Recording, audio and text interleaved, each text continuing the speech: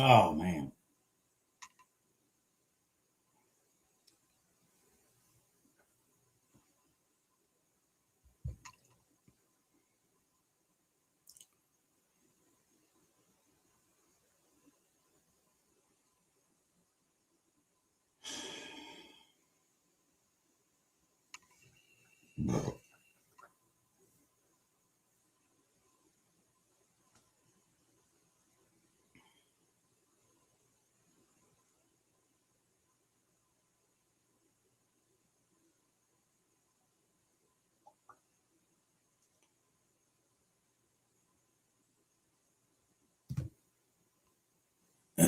Morning, everybody.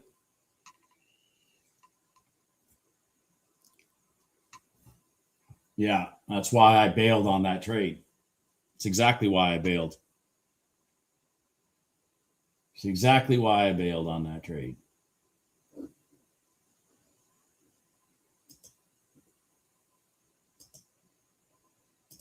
In the pre-market, I was even surprised I got $500 out of that thing. So I entered right here, and I got out right when this candle's form started. I got out. It took me out. I got $500. Actually, I got a little more than $500. I got $535 or whatever. So it puts my total at 502 for the day. I did a little dilly-dallying yesterday in the RTY in the afternoon. I think it was the RTY. I can't remember. I don't remember now. May have been the RTY. I did a little dilly-dallying yesterday afternoon while I was on the phone with someone. And so my total yesterday went from, when I shut the live stream off, it was 385 or something. I ended up at 585 for the day. That was my big day yesterday, $585. So, I mean, I'm out of the gate this morning already almost the same as I was yesterday. Right out of the gate. Now, this damn thing, fuck it. I mean, if it wasn't summer trading, this is your target up here, which, just so you'll know, from my entry to right about here, which is just a bit above the prior day high, that was $1,000. That was $1,000 target. So, I mean, it was $1,000 trade setup, most likely. So, you know, I did hit. If you know, in the live stream yesterday, I hit $1,000 NQ trade. I did hit $1,000 one yesterday. Thank God, because shit, I was losing money. You know, I was just losing money.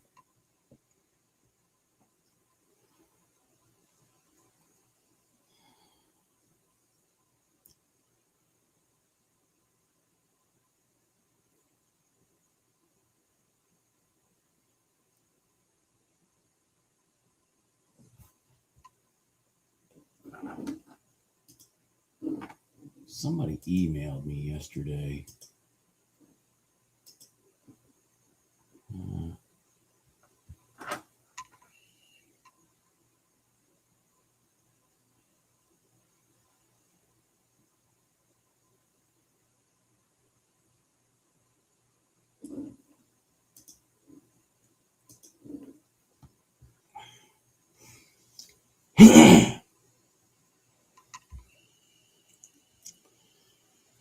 So let's just quickly talk about gold, since it's the only one that's open right now. It came out of the box, rolled back up. Now it's it's in the middle of these overnight opens, prior day close, that kind of shit. What I'm trying to see if it'll do is if it'll cross over, sit on that box, and sit on this, and then allow me to potentially cross the box. I've said this before. I don't trade the cross the box trade like traditional cross the box traders. And what I mean by that is if it comes out of the box and comes back in the box and then crosses, I don't catch that. A traditional cross the box trader is already in this trade and their stop is down here. And their entry was somewhere in here, looking for that. So the ones that come out of the box and then just then ultimately cross the whole box, I don't catch those trades. And the reason I don't catch those trades is because most of the time these stops end up being much bigger than I can stomach. So I'm more conservative. I want it to come in, cross over, sit on the bottom, give me a candle that's much smaller than this area to defend, and then along.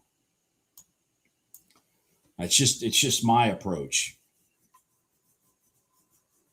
Which means I miss trades that do cross the box. But I also don't sustain, $600-700 loss on the one that doesn't.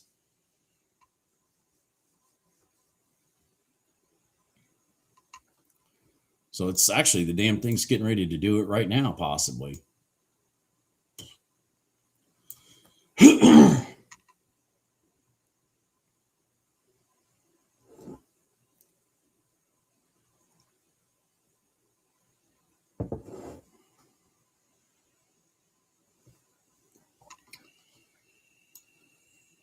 This thing's giving it up right here, unfortunately.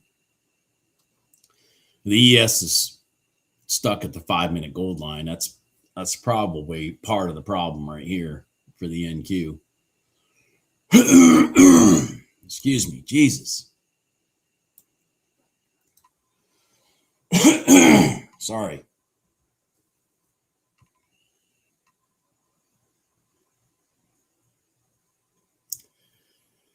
Anyways, all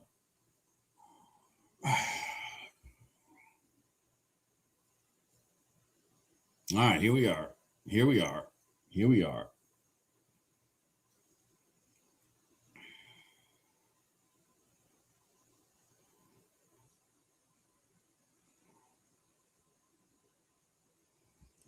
Now remember, this trader right here is still in the trade because their stop is down here.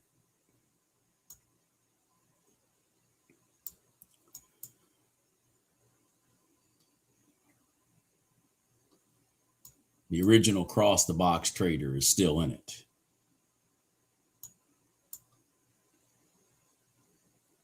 I'm just trying to get something more conservative. All right, so here I am. Jesus.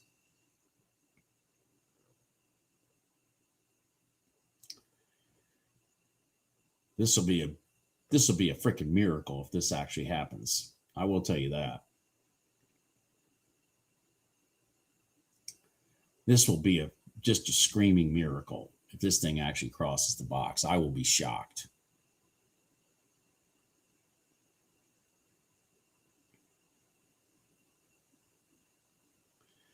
But I'm up a few bucks, so I'm willing to take a chance.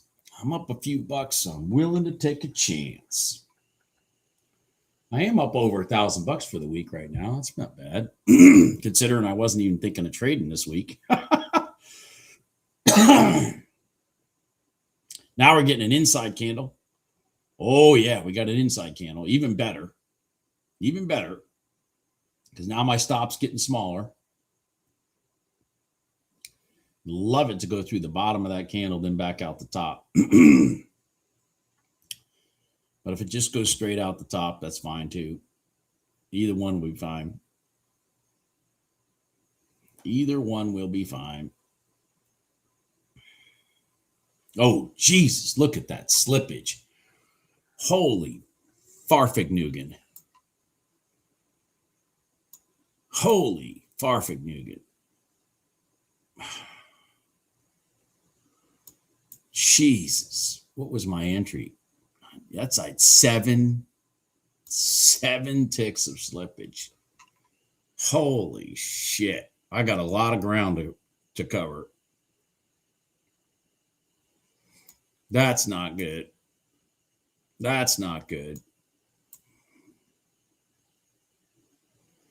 That's not good at all.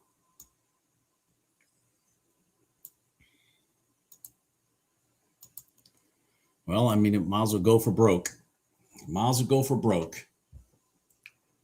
That makes me have to put my stop even bigger than I want it to be. God dang it. That was terrible. That was absolutely terrible. Yep.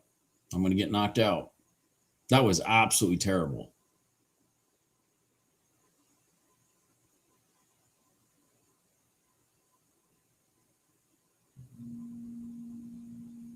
That was absolutely terrible.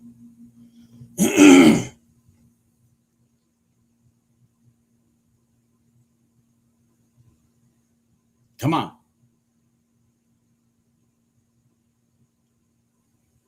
Come on. Give me a little mini W here. Let's go. Come on. Oh, shit.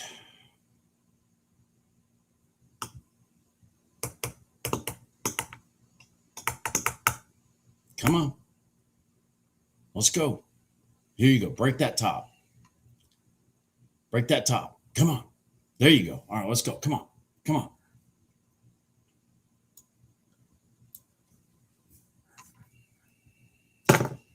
And I've talked about this too. The other, not that this is a problem, but the one thing about these trades, these cross the box trades, is they tend to be, now I got knocked out. They tend to be very lethargic. So let's just talk about this. They tend to be very lethargic.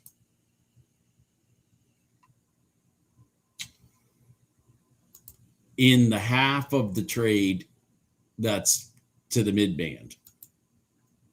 And then they tend to be very explosive from the mid band to the other side.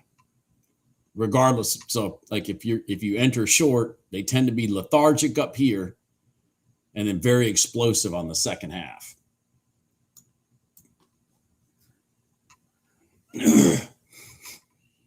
Good morning, Snow and Best. Good morning, Wayne. Good morning, Trader Ronnie.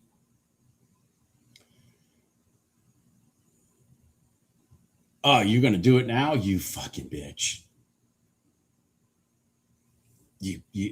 This is just, they're going to dirty pool me. Are they going to dirty pool me?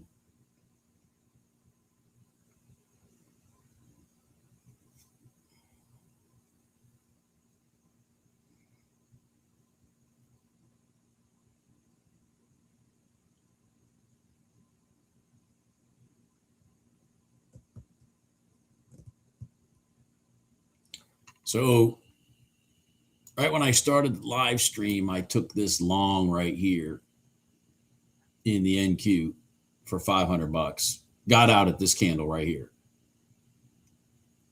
Got out at this candle right here. Got in right here at this candle. Got out right here for $500. So because I had $500 burning a hole in my pocket, I decided to take a trade that I had zero confidence in, which was cross the box in gold. And they took half my winnings back. They took half my winnings back over here. Took half my winnings back. We might get an inside candle here. Yeah, we did. Holy shit.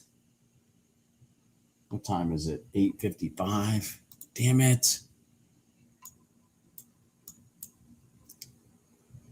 All right, we had an inside candle here. See, they're still not giving up. Notice this. They have yet to give up the bottom of this line. They have yet to give it up. So there are traders pushing price north to keep it inside that box.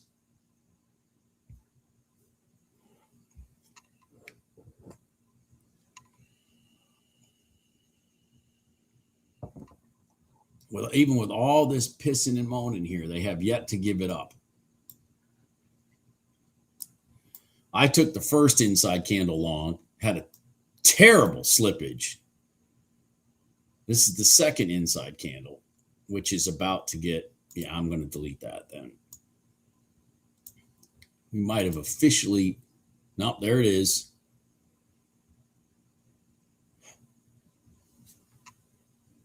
Hold on, everybody. Damn cats at the door. Dogs, cats. It's a farm around here.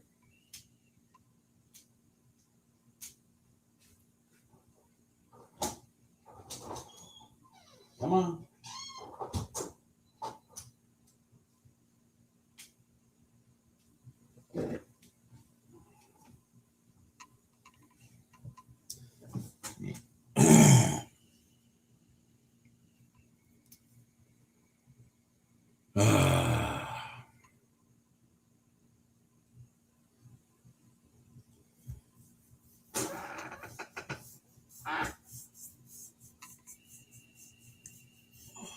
$56, okay.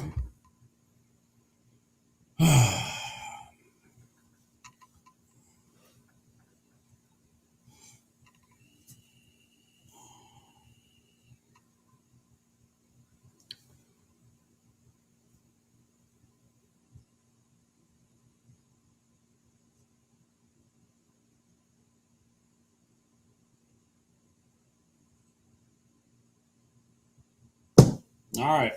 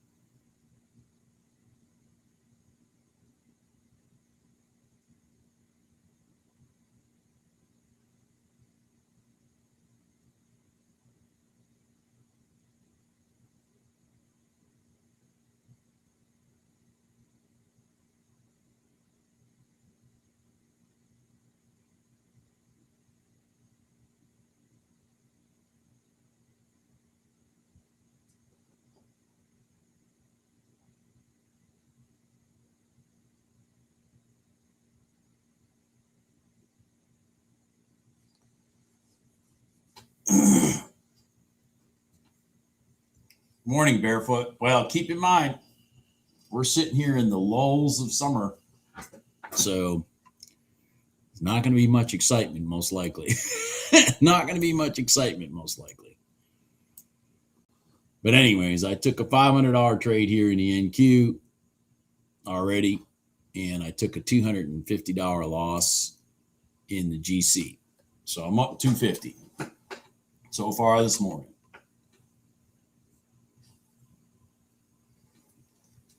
So far this morning. I'm glad, Navy guy, I'm glad I didn't get greedy right here to here. I'm glad I didn't get greedy. Summer trading. Normal trading, I'd have taken that to there, which would have made me $1,000, but summer trading, ain't gonna happen. Not gonna get $1,000 out of that beautiful setup. Not gonna get $1,000 out of that beautiful setup in summer trading, unfortunately. And that, my folks, is what I've talked about before. That makes summer trading most frustrating, is that you can get the absolute best setups in the world, and if there's no follow through, you don't make the money on that setup that you need to offset the losses that you know you're going to take. Now, I shouldn't say to offset the quantity of losses. You know, that's my biggest frustration. With summer trading, I've talked about this, how in the summertime, you know, if I start off the day down $200-300, it is like pulling freaking teeth to get that money back. Whereas, you know, spring, fall trading, I don't even fucking blink when I'm down $400 or $500. I don't even blink, because somebody's going to give me $1,000 rotation that's going to just wipe out that loss and put $500 in my pocket or whatever. That's so so my point is the recovery, the ability to recover is what I hate about this. One of the main things I hate about summer trading. The ability to recover. So, for example, here's a good setup right here. This is a trade I'd be looking at normally. I have a lower expectation of it, but it's like, damn it, if I take a $300 loss on that, now I've lost my money. This one was by far a better setup, but this is a good setup right here. And I'm just like, It's kind of like this gold trade that I took. Before I go back and listen to me talk about it. I said, the only reason I'm going to try this trade is because I'm already up $500. If I wasn't up $500, I wasn't even going to try that trade. Because I don't have confidence of the ability to get my loss back.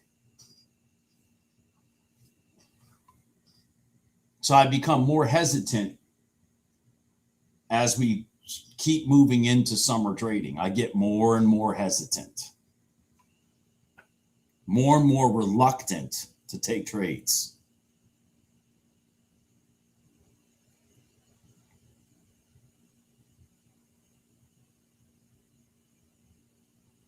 Yeah, and Gene, that totally changes my mindset. I mean, I don't know how many people in here understand what I'm saying, but it totally changes my mindset. If the market's not rotating in ways that I can sit here and just, be patient, as we talk about, till the setup like this one right here in the NQ happened, and then slam in my $500, well, in this case, normal trading $1,000, then I get real nervous. You guys will see as we get like Wednesday and Thursday of this week. Don't be surprised if this is what the market looks like the whole day right here. But how are you supposed to make any fucking money?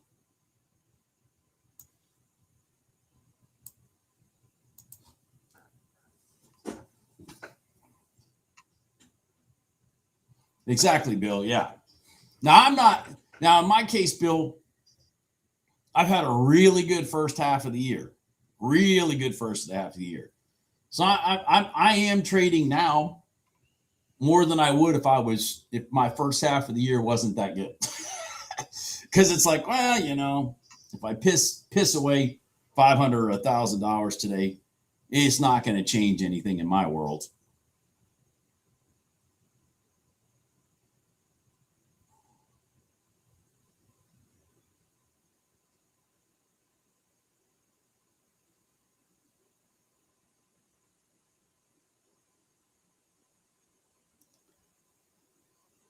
Oh yeah, Gene. Yeah, that's a pretty solid number, Gene. What is that number? What does that number come out to? 245 enter 5 times. I'm going to just use 4 months. Yeah, that's $4,900 a month. 60 grand a year. I had to do the math there. I don't know. I don't know.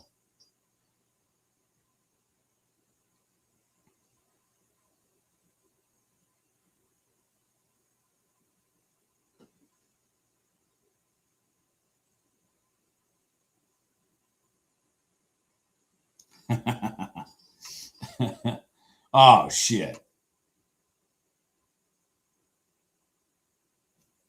Oh, shit, man. I'm too busy talking. I think I just missed the cross the box trade. God dang it. Yeah, I'm too busy freaking talking. There it is. They came back inside the box, came down, had an inside candle. Boom, there's your long. I missed that. Give me another chance. Give me another chance. Give me another chance. Give me another chance, damn it. Come back down here. Damn it. Give me another chance.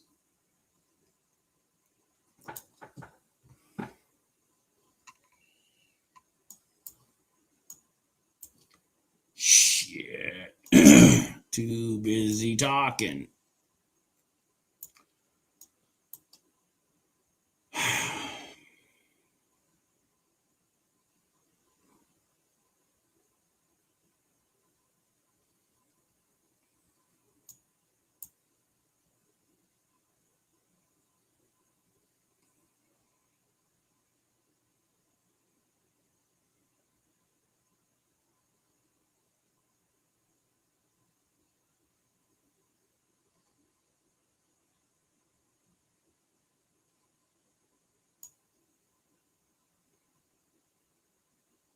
Oh, there it goes. God dang it. This was the trade right here. See this? See this cross? This space sat on here. This inside candle. That was the trade right there. And I was too late to the freaking party. Damn it. This fucker's probably going to cross the box now. Yeah, it's all right. It's pretty sloppy. I mean, I'm okay. I'm okay if I missed it.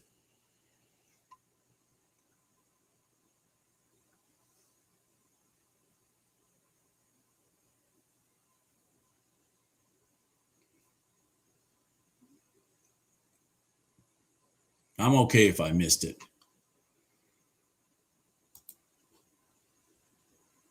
If this was September and I missed that, I'd be pissed. So we're at this. So go back to what I said when I put these arrows on here. The first half is lethargic, always. The first half of going from here to here. Or if we start up here, from here to here. The first half is lethargic. Once it gets through that side, the middle half of this, the second half is usually much more violent. Notice it's stopping right there before the violence. This is where it's going to get hung up. But if I was in this trade right now, I wouldn't even be concerned. I'd be waiting for that violence.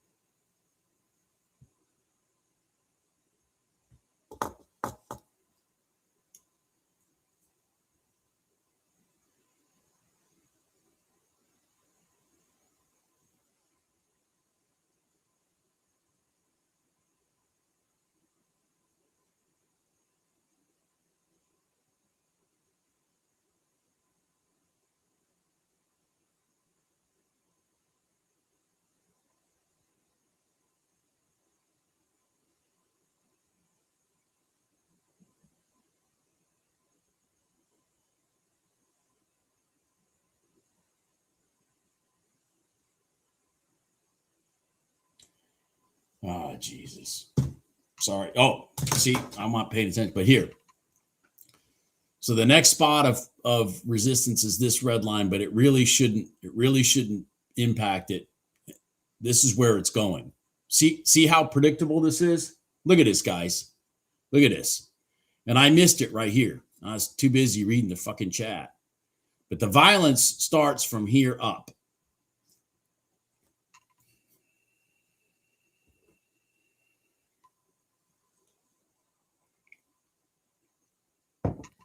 And again, I'm really not upset that I missed this trade. What's more important is even after it started happening, I knew this was the trade, because this setup happens practically every day. So, what's more important with trades is not did you miss the trade, it's do you recognize the trade. That's what's more important. And the reason I say that is because the trades that I talk about, the trades that I go over in this live stream, the trades that I talk about in my freaking videos, they happen every day.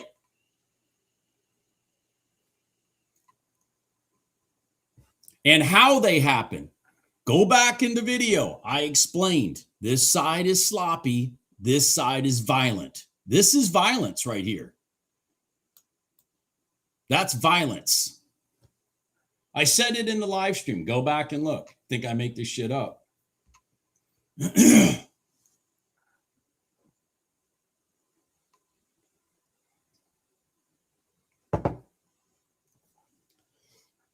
It's funny to see that even a couple days before the holiday for the 4th of July, the damn thing still works. That is pretty funny. That is pretty funny. Well, I screwed the pooch on that trade. I should have been in it, but I was reading the chat instead of looking at the damn charts. No, it's not. No, inside candle's not a must. Just gives me even more confidence. Yeah, it's not a must at all. Absolutely not. Now, the inside candle is not a must. Just gives me more conviction. And another thing that the other thing that the inside candle does, okay, is it gives me a higher, like say I'm long here, it gives me a higher point to defend. So it shrinks my stop loss. If I don't have it, I'm defending here. If I have it, I'm defending here. Same thing with this inside candle. When we went through the bottom, my favorite scenario is what exactly happened here. We go through the bottom first. If you go back and watch the videotaping of this, we went through the bottom first, then out the top. Once we go out that top, I'm defending here, not here, because this candle is the one that decided that this was going to be a big green candle. It's when we go through if the market's going one direction, which in this case it's long, if we go through an inside candle to the bottom first and then out the top and it doesn't run like this one, you want to be out of that trade, because the contract should be stacked on the other side to throw that thing back up further. There you go. Good job, MB Trader. Good job. Yeah, I screwed the pooch, man. After this candle formed, I looked over at the chart and went, oh shit, I missed the trade. I missed the trade. And you guys all know I don't like to chase trades. I do not like to chase trades at all. Because if I chase trades, I don't have a place to defend my stop with confidence. So I don't like to chase trades. Now, I will be honest here. I'm surprised that this mid band or this red line, I am surprised this red line is holding as well as it is. I still believe we're going here, but I'm surprised this red line is holding as well as it is. That's pretty surprising to me.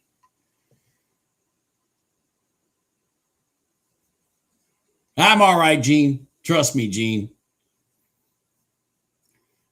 Just mean I'd have to pay more taxes. That's all. If I had taken that trade, just means I got to pay more taxes.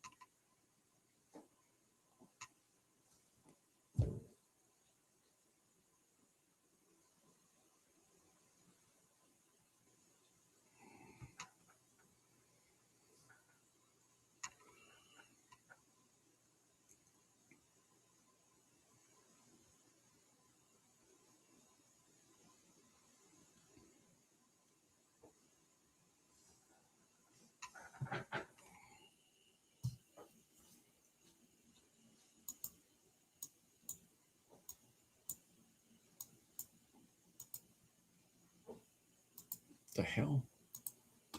Just a second. What are you doing? Do you need me to open the blinds? All right.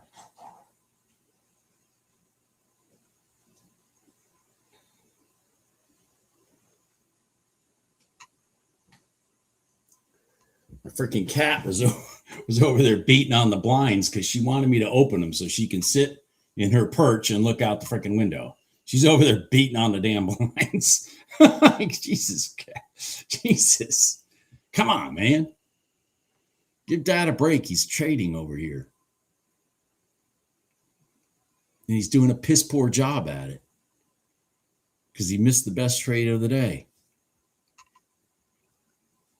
He's doing a piss poor job at it because he missed the best trade of the day.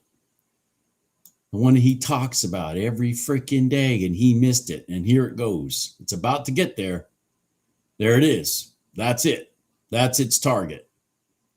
I am rather shocked how much this red line resisted it, but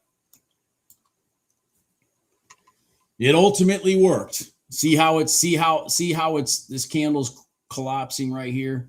See that? That's because this is where that's where this is where these traders got out.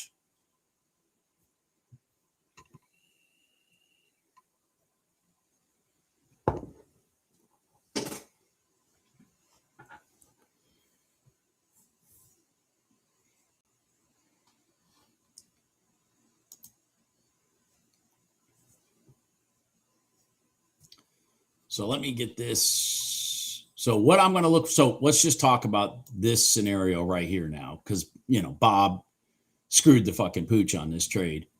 So what am I looking for now? Well, what I'm looking for now is potential of this coming out of the box like it's doing right now, creating some space, sitting on top of the box.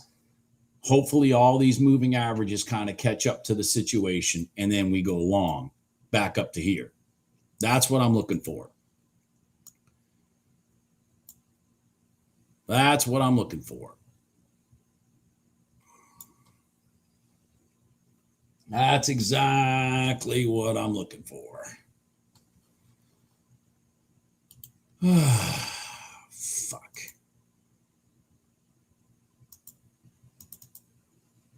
Can't believe I missed that trade, man. Cannot believe I missed that trade.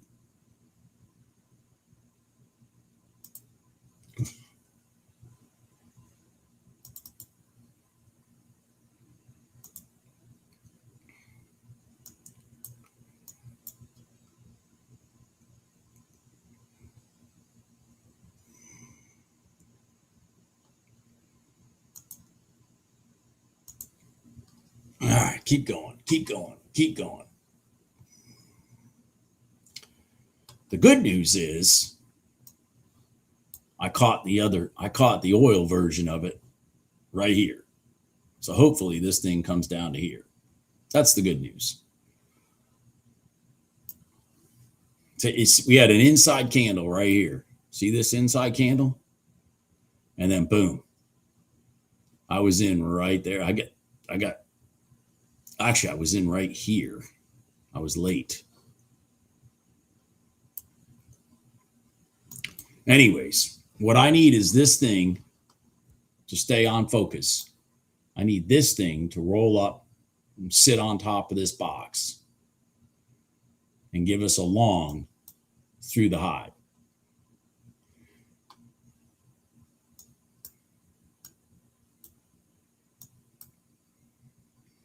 Man, boy, gold went down quite a bit overnight. Holy shit, 39.55. Let me go back and look at this.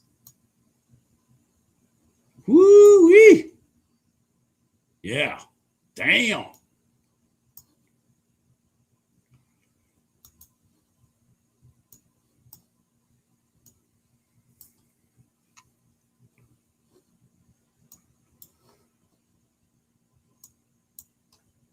Come on.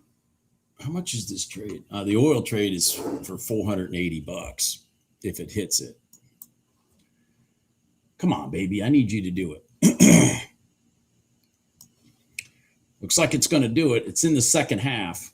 It actually came pretty quickly out of here, to be honest with you. But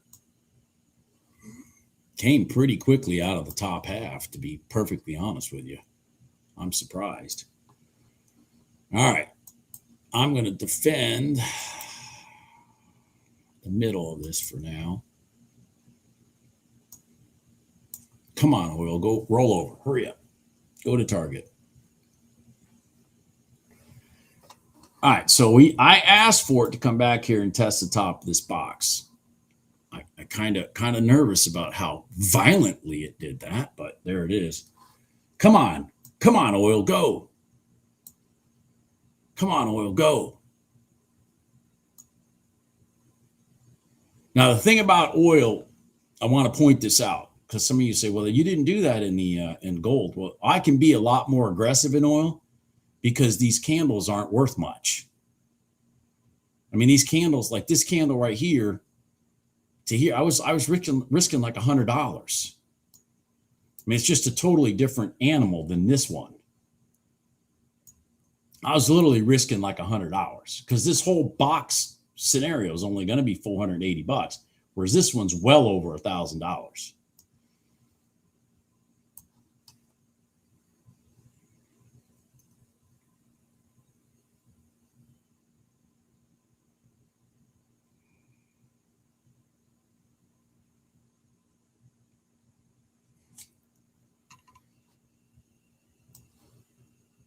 All right, let's get this one. Let me shrink this one up here.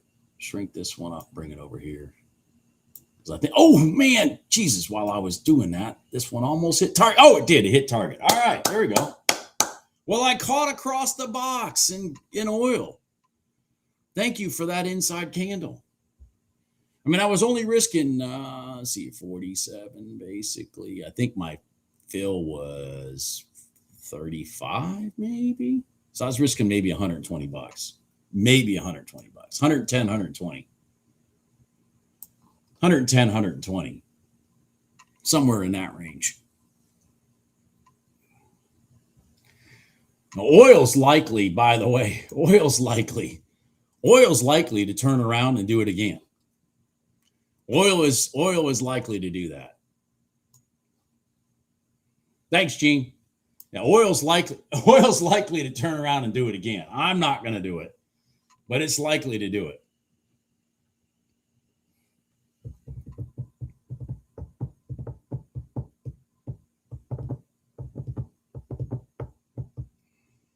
But it's easier to do that trade with oil for the reason I said. It's because you can aggressively get into a trade. Well, I shouldn't say aggressively, but you can get into a trade with it and you're risking a lot less money than gold. And I'll be perfectly honest with you, the oil one tends to work much smoother than the gold one. It's kind of like in the equities. I have more confidence in, of all things, I have more confidence in the YM version of crossing the box than I do any of the others. It's crazy. Yeah, that was very smooth trade, Bruce, wasn't it? It was just, I just happened to glance over and I'm like, oh, there's an inside candle. Shit, I missed that. So I pushed that Snow Invest freaking little sell button. If I had to trade that manually, it probably would have run away from me before I ever put the order on the screen. But yeah, that turned out to be very smooth. I'm very happy with that. Puts me back up over $1,000 for the week, which is good for me. That's good, considering I am not going to trade tomorrow. I am not going to trade on Thursday. And just so everybody knows, I'm not going to be here at all next week. Okay. I'm going to be at the beach. At this point in time of the morning, I'll be drinking Bloody Marys every day. And and it'll go downhill from there. It'll be Bloody Marys at 9 in the morning, and it'll be downhill from there. So I won't be thinking about trading, and I won't be trading. And I'll be hanging out on the beach all next week. Spending some of my winnings, my trading winnings, at the beach. Yeah, thank you, Bruce. Thank you, Gene. Yeah, I go every year. The 4th of July, I always go to the beach for a week. That's my, I'm going to Topsail Island. It's, now, for those of you that don't live around here, it's Topsail, all one word, but they call it Topsail. Locals call it Topsail Island. So, but it's spelled Topsail, Topsail Island. And one of the main reasons I go there, I either usually go there, like I was at the Outer Banks, maybe a month ago. But and so like the Outer Banks, which is like Nag's Head area, and Topsail Island, those two places, for example, I religiously go there a couple times a year at least. But for the 4th of July, I've been going to Topsail Island for probably at least a dozen years. And it's because I can bring my dogs. Yeah, I can bring my dogs out on the beach. And nobody, and no freaking dipshit gives me any problems. It's a dog-friendly beach.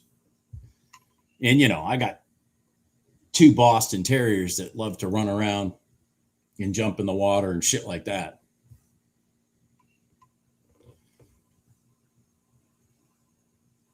Yeah, Gene, I was there. I have 3 houses I'm building right now. Well, actually, I finished one already. I got 2 more that I'm building right down there on the water area, not far from the Outer Banks. And I strategically build houses over there so it gives me a reason to go. Yeah, I Emerald Isle.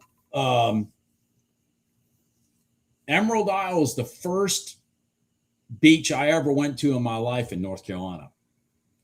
And that's when I realized beaching in North Carolina is different than anywhere else I've ever beached. I was like, holy shit, I love this. I used to hate the beach living in the Northeast. I hated it. Then I went to Emerald Isle back in like probably 88, 89. And I was like, holy shit, I kind of like the beach.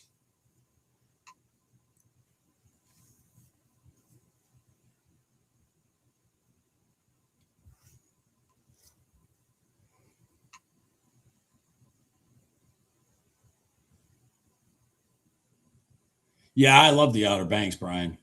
Yeah, I do.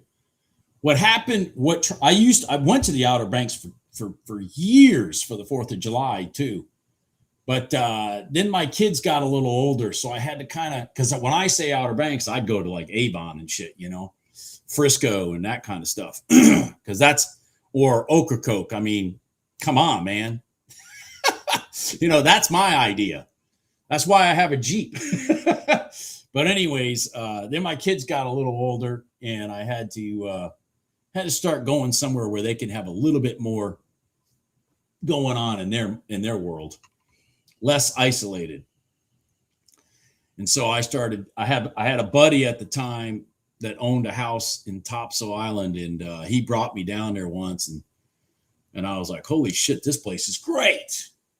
And it's been my 4th of July place for probably at least a dozen years, at least more than that.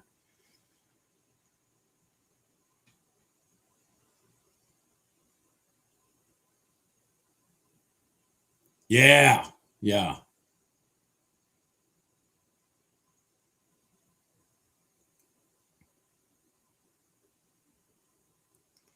Yeah. My dogs go everywhere with me, Gene. So, My dogs go with me everywhere. And so I have to go to a beach where my dogs can be. That's my number one rule.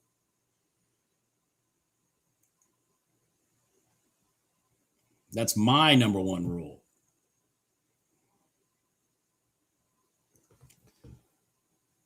Let's just for fun, let's see if gold crosses the box now. This is the pattern.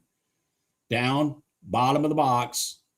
Let's just see if it crosses the box while we're waiting for the equities to open, because this is the pattern. I'm just not taking it. So it should run all the way down to here now.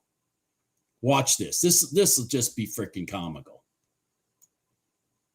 Which means it'll have done it twice.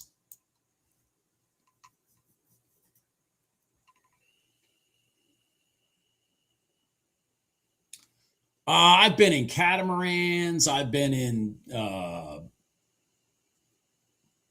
out off of Cape Cod one time. I went out on a boat, sailboat, and I'm telling you what, man, I almost shit my freaking pants because we were sideways. You know what I mean? Where you're sitting there like this with your feet up against the rails. And I was like, I don't see anything fun about this. That was a monohull. It was a monohull boat. And once I got in a catamaran, I was like, okay, I can handle this. I can handle being in a catamaran. Monohull boats scare me, man.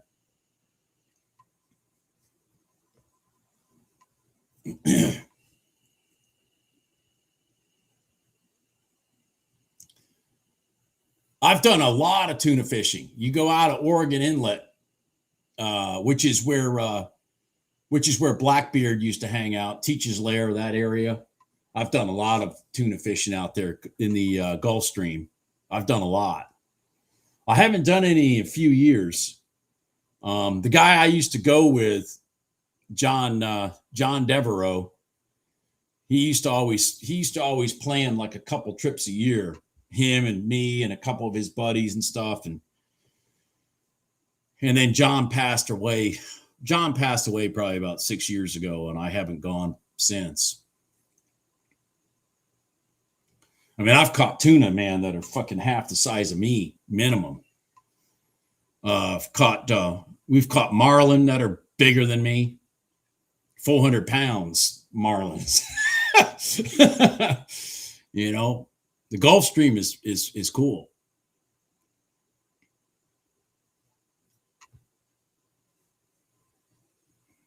Yeah, I'm seeing that, Bruce. I'm seeing that.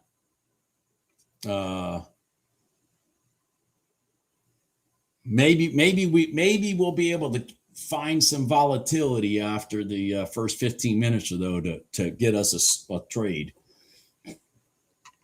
It's promising that the candles are pretty big right now. I'm going to get gold out of the way. Get gold out of the way.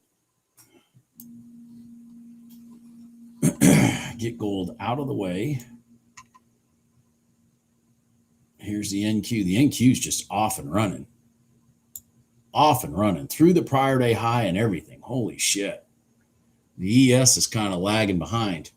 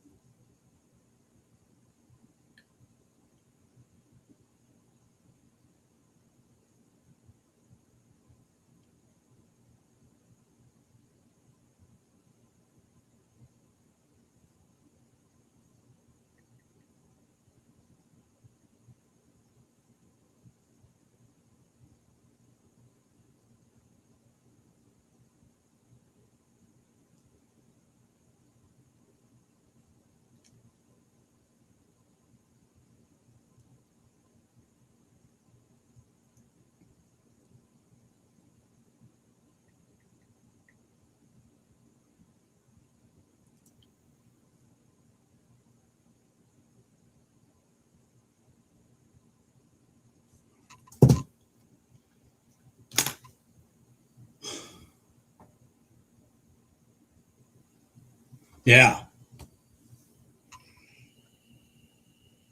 Florida's got some nice beaches, but too many communists down there that don't want you to bring your dog.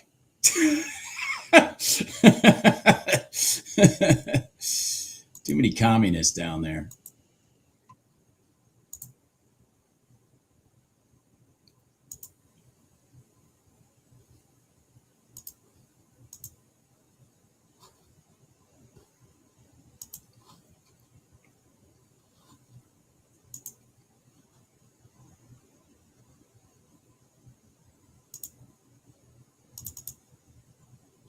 So here's my dogs celebrating the 4th of July out there. See, they got their little banners. This year I bought them 250th anniversary red, white, and blue collars. I still have their bandanas, but they're out on the beach playing with sticks and shit right here. And this is what I like about the North Carolina beach. This is what I like about the North Carolina beach. Anybody see all the people? God dang, it's so freaking busy. It's crazy. Yeah, there's my babies just enjoying the beach.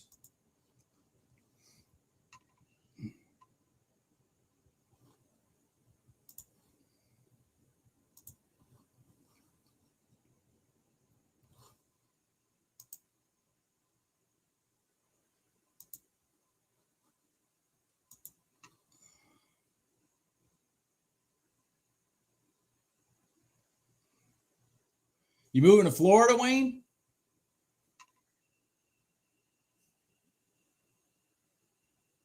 Did GC move to the bottom of the box? Holy shit. It did. So let's go back and look. What did I tell you guys back up here? I said, once it right here, it should go to here. Hello? That's what it did. I'm just telling you guys, for those of you that are new here, you need to go back and study the things I talk about because it happens every fucking day. Every day. They're stealing your money. They're stealing your money. There it did it. It did it right there. The same thing I told you when this was going back up here. I said what we wanted it to do was go down, come back inside this line, and then bam, back to there. I'm too busy showing dogs. I don't really care. St. Augustine, oh, I love that area, Wayne. What's that island out there? Amelia Island, is that it? Yeah, I've gone to Amelia Island. I even stayed in Amelia.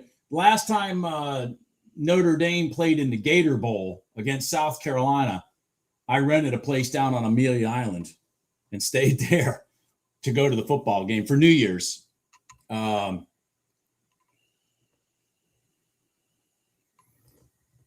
Yeah, I can't stand being around people, man. I want to be able to drink as much as I want, enjoy my dogs as much as I want, and listen to my damn music as much as I want.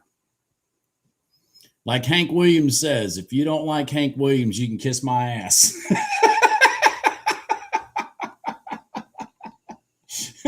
If you don't like Hank Williams, you can kiss my ass.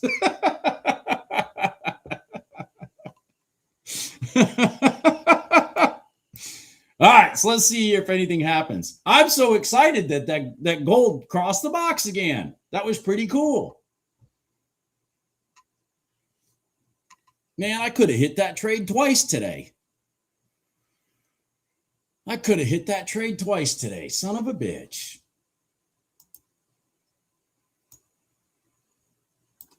I could have hit that trade twice today. Get the hell out of here. Well, it did exactly perfect. Who's the one that called that out? Was that you, Bruce? Somebody pointed it out here. Yeah,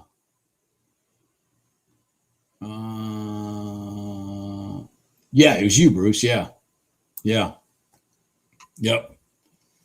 Son of a bitch. Now, yeah, Bruce. So, the thing is, and like I tell everybody, learn the patterns, learn the things I talk about, and then just go back and look at previous days' charts and stuff and see when it happened, how it happened, blah, blah, blah. Get yourself familiar with it. Like I said, it's like learning the lines to the movie Blazing Saddles. You know, you watch the movie enough, you know the lines before they say them. Rinse, wash, repeat. And once you know the patterns, it's so easy to sit here and just wait and wait and wait to the setup and then do the trade. And then put your money in the bank and go about your day. Put your money in the bank and go about your day. Gold has done this for over $2,000 today. That's just crazy.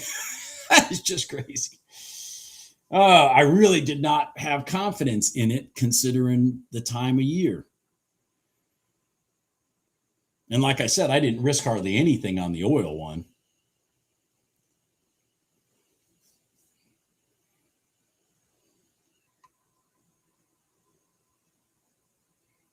Yeah, St. Augustine is a beautiful town. I got a St. Augustine story. Everybody in this live stream has heard it, but I have a St. Augustine story from freaking probably almost 25 years ago. I was walking through St. Augustine on a Sunday after Thanksgiving. After Thanksgiving. So it was the Sunday after. I was walking through St. Augustine with my kids, you know, pushing them in stroller and stuff. And I came across a money bag sitting on the ground. And there was people around. So I rolled the cart over the money bag and I just sat there. And then I reached down, grabbed the money bag and dropped it in the cart. Cause I just, you know, and, by the way, I'm going to shit my pants. Look what happened, Bruce. They came in, created space, rolled over, and then did it again. Did it again. They have crossed this box based off our patterns out of the box, came over, created space, sat on top of the box again. Boom, boom. They did it again. Did it again. That's insane. That's 3 times they have used the exact pattern that I've talked about, and boom, boom. You caught it, Earl? Good for you, Earl. Good for you, Earl. That's 3 times they have used the pattern that I've talked about and crossed the box. 3 freaking times already today. And each one of them for $1,000. That's insane. Anyways, the money bag, you know, I was looking around and I was like, my wife was with me then, and we were talking, and I said to her, I said, we need to get out of here. She's like, why? I said, because I just picked up a money bag and I don't need people seeing me with it. She said, what's a money bag? I said, it's a bank bag. It's full of money.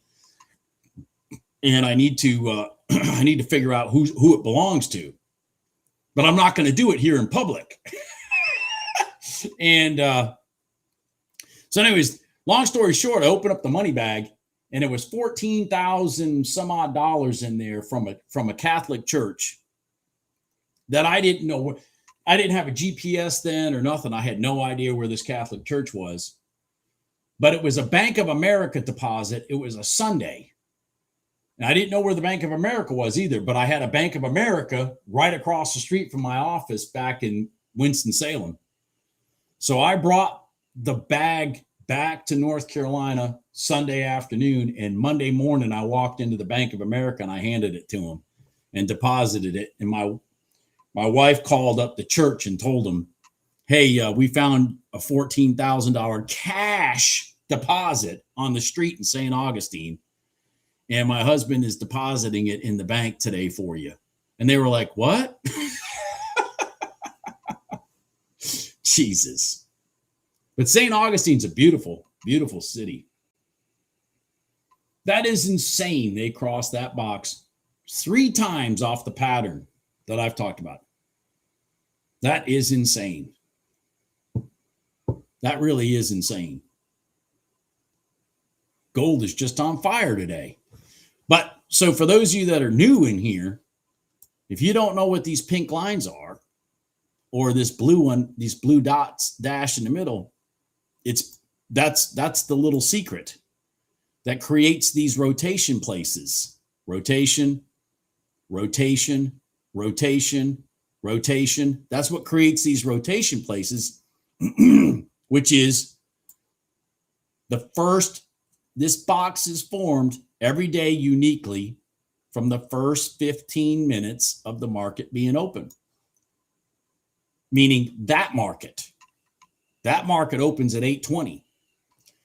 The one I took in oil opens at 9 to 9:15. Boom, bam, back inside the box, crossed.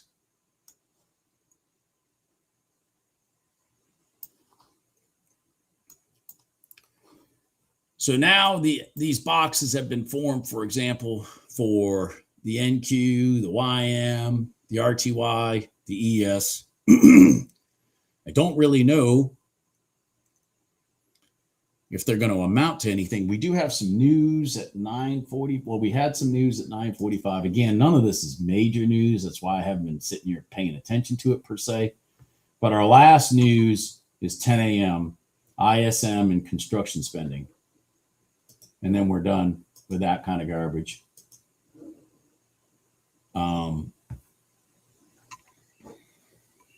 Good for you, Earl, by the way. Congratulations. And good for you, MB Trader. Stealing money from the gold market.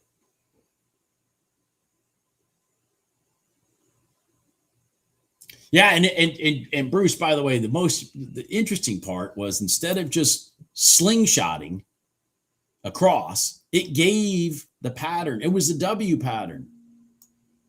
It was a beautiful W pattern. Ping, ping, ping, ping. And let's just pay attention to something. Bottom, bottom. It didn't break that bottom on the push up. It didn't break it. So this is it. Footprints. I talk about them. Footprints in the sand. That's the footprint that we're going long. When this thing rolled over and did not break this pivot from the upswing, that's the footprint in the sand. I know it sounds stupid, but one tick, it cleared you. Was it one tick or two ticks? I can't tell. Maybe two ticks. But either way, it didn't break these dots. And then bam, that's your sign. That's your sign. It's crazy.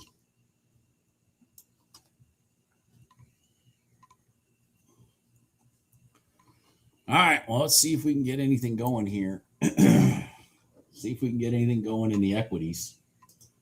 We've had a field day in gold and in oil this morning. Holy shit. Had a field day in gold and oil. All right, the equities are jumping for some reason randomly at 9:52. Some reason randomly at 9:52.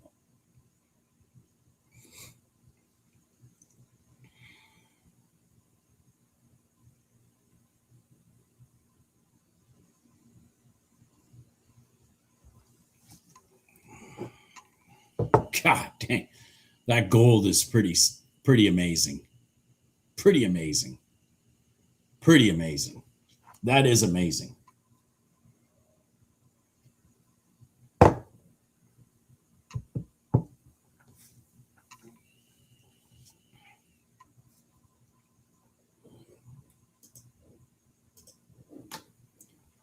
All right, come on. All right, so we got the ES off and running through the highs, the current highs. It came off the prior day high, but we really didn't have a setup here because this is just way too sloppy and we didn't get enough space.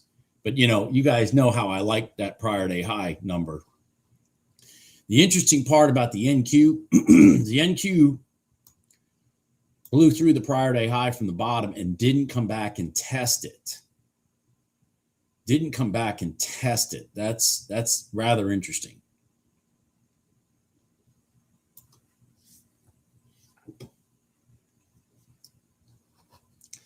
Back over here on gold, I want to point something out for those of you that are looking at gold. We have yet, okay, this is important, resistance. Remember, resistance. Boom, boom. Okay, we have yet to cross over, sit on top, because see how we blew right through it here? We have yet to sit on top of this pink line for the long. We've broken this down pivot, so it's a great place for this thing to roll back over, sit on top, and then go long. But for some reason, everything's kind of running off right now. I'm not really sure what the deal is. It's almost like there was some leaked war news again or some shit. I don't know. But anyway, so what I'm looking for over here is this to come and test the top of this box. You know, resistance becomes support, support becomes resistance, blah, blah, blah, blah, blah.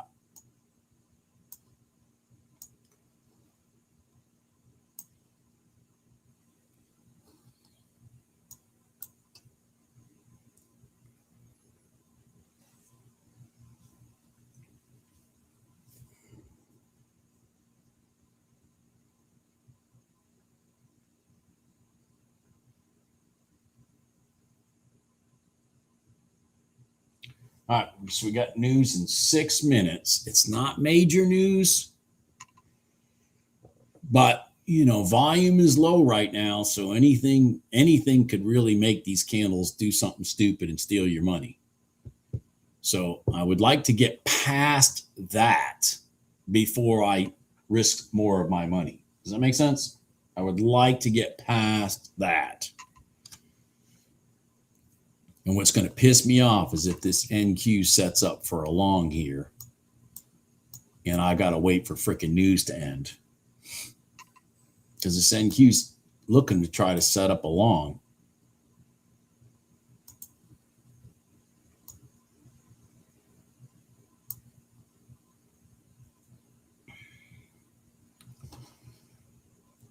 Okay, gold is doing what I talked about. So we've broken this major down pivot right here. And now we need it to come and sit here and give us a long. If we get a rotation from here, your first point of resistance will be here, since we have not broken that level on the upswing. But that'll make for a decent trade. I mean, if you get in about 41 and a half, that's 47 and a half. I mean, that's still $600 if you take it out there. If I get in it, I'm going to look for it to go back up to here and try to get $1,000 if I catch that trade. But I need it to roll over. I don't need it to be doing this shit where it's creating false tops. I don't need it to do that.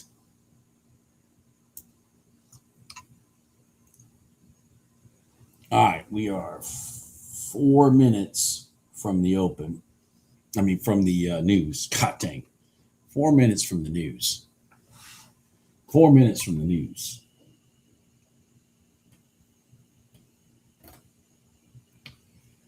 Four minutes from the news.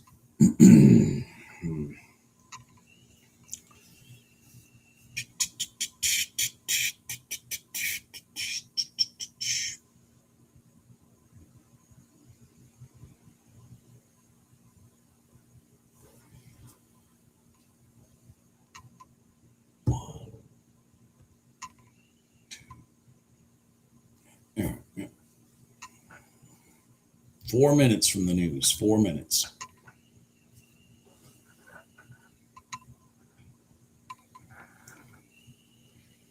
Four minutes from the news. Now we're 3 minutes from the news. Again, I don't expect it to be major news, but I'd like it to be over with. because volume is kind of light. Price can get pushed around pretty easy.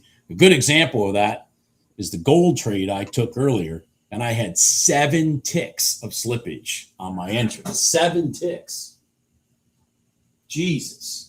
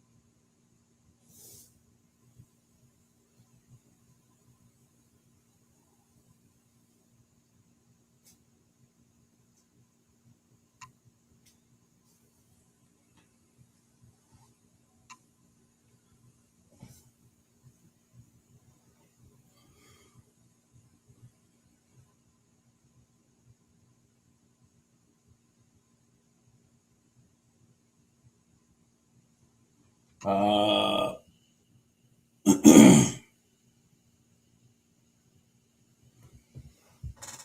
right, 1 minute.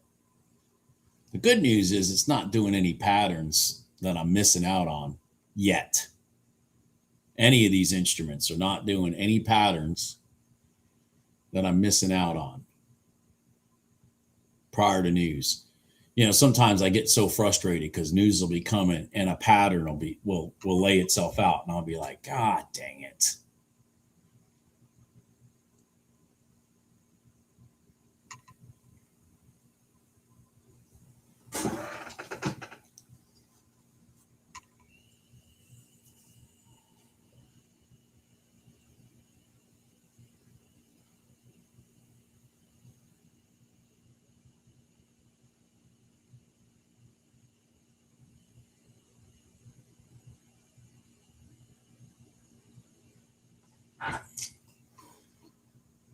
One potential pattern is crossing the box in the RTY. See how we went out of it, came back in. There's your short right there.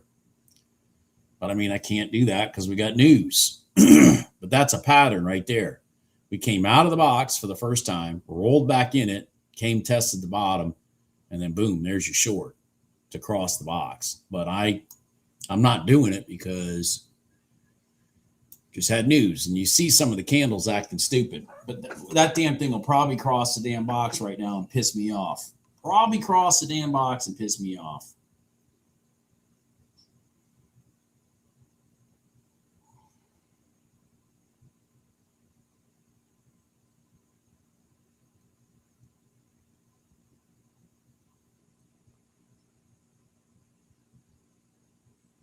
The news had more of an impact than I expected. I mean, look at this. So look at gold. So we're at 40, let's just say 45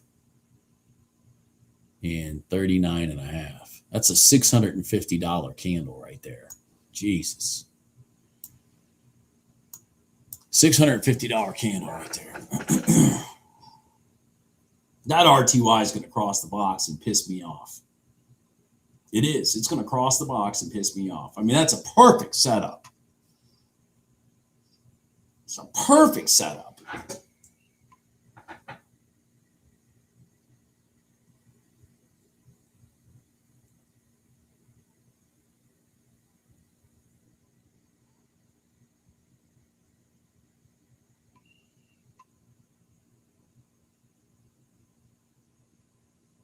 All right, is the news over? The news is over.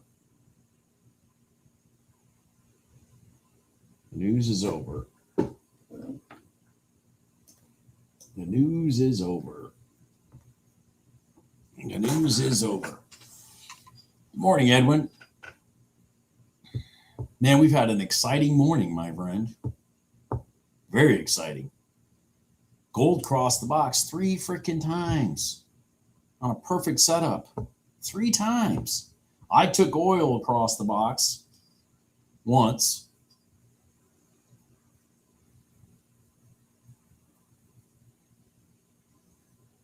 Never took a tick of heat, man. It just went, ran like crazy.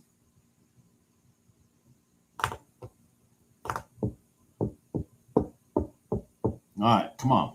Give me something.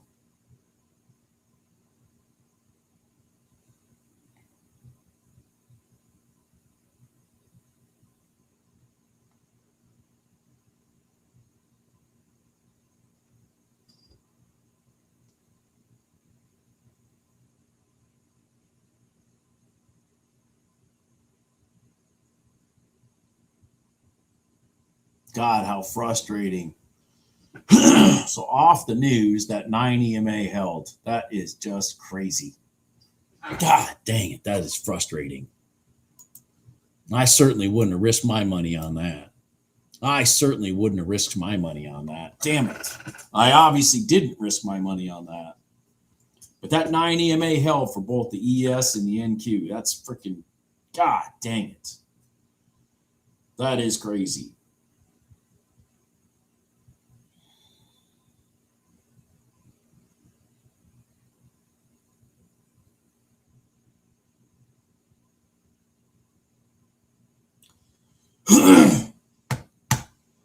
Jesus.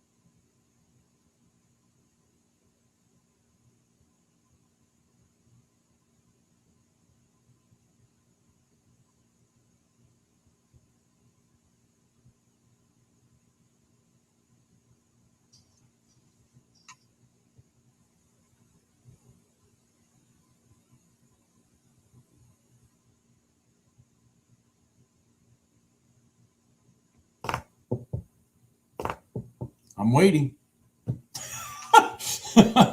I'm waiting.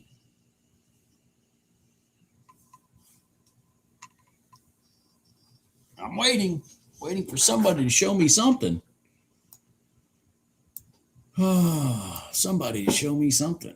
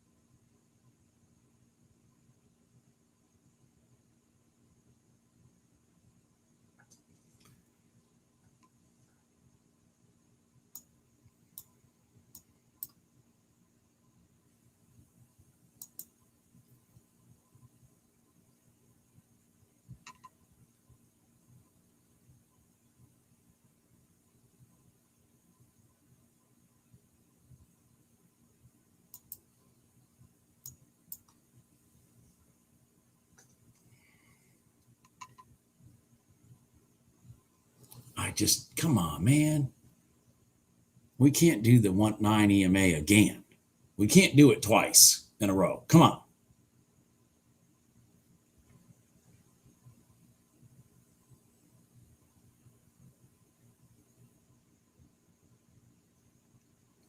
Can't do it twice in a row. Seriously. That is not going to happen. Thank you. Roll over, please.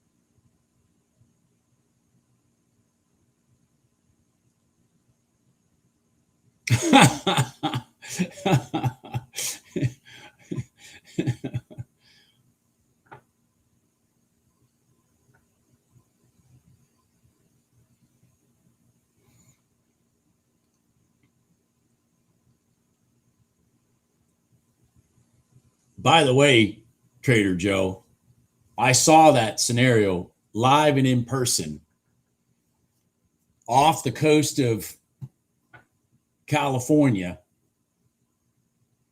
north of Santa Barbara, 1978. That exact thing. With a great white shark. The barrels bobbing. I think there was 2 barrels on that one. Man, gold is gone. Look what gold did. Gold created that space, sat on top of that box. It was sloppy, but there it went. There it went.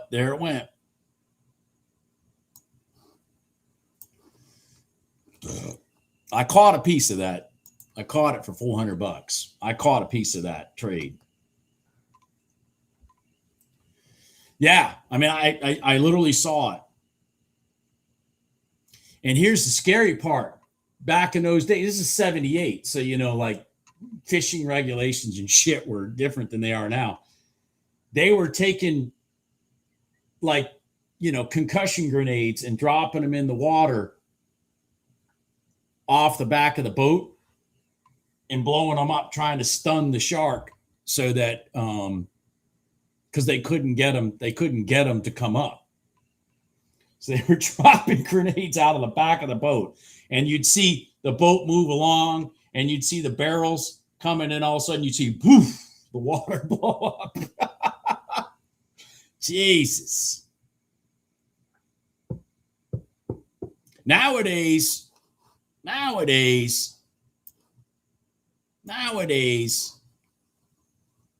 they're protected. Nowadays, they're protected. By the way, for those of you that don't know, I know, dang crazy. I know shit. I was like, what the hell? Anyways, now they're this one here's Contender. He's heading up towards Nadine right now. He was off the coast of the Outer Banks about a month and a half ago. A month before that, he was down in St. Augustine. He was in St. Augustine. And now he's heading his way up to up to Cape Cod. He heads all the way up to Nova Scotia. That's his normal pattern. He's 14 feet long and weighs how many pounds? Shit, I don't remember now. He's a heavy bastard. I can't remember how much he weighs. I have to look it up. Anyways, I consider him my mascot of this of my trading. His name is Contender. I love that name. You can look him up on Google. There's a because they have a pinger on his back, and they can tell where he's at. So they ping him every once in a while, and they put him on a map.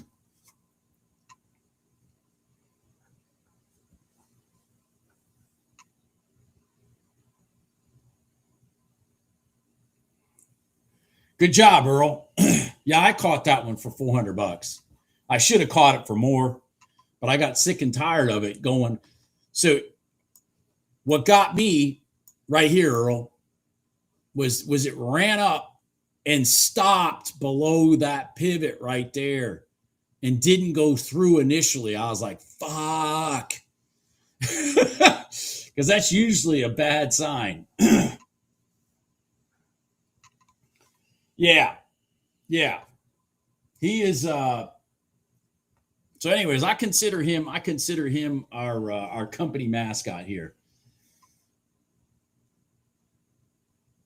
I consider him my yeah, that was where I puckered up there, Bruce. I mean Earl. So I took $400 and called it a day.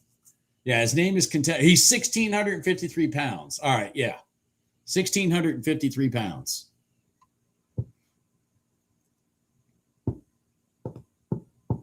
And he lives up and down. And one of the reasons I pick him as our mascot, because I live on the East Coast, and he visits the Carolina coast twice a year.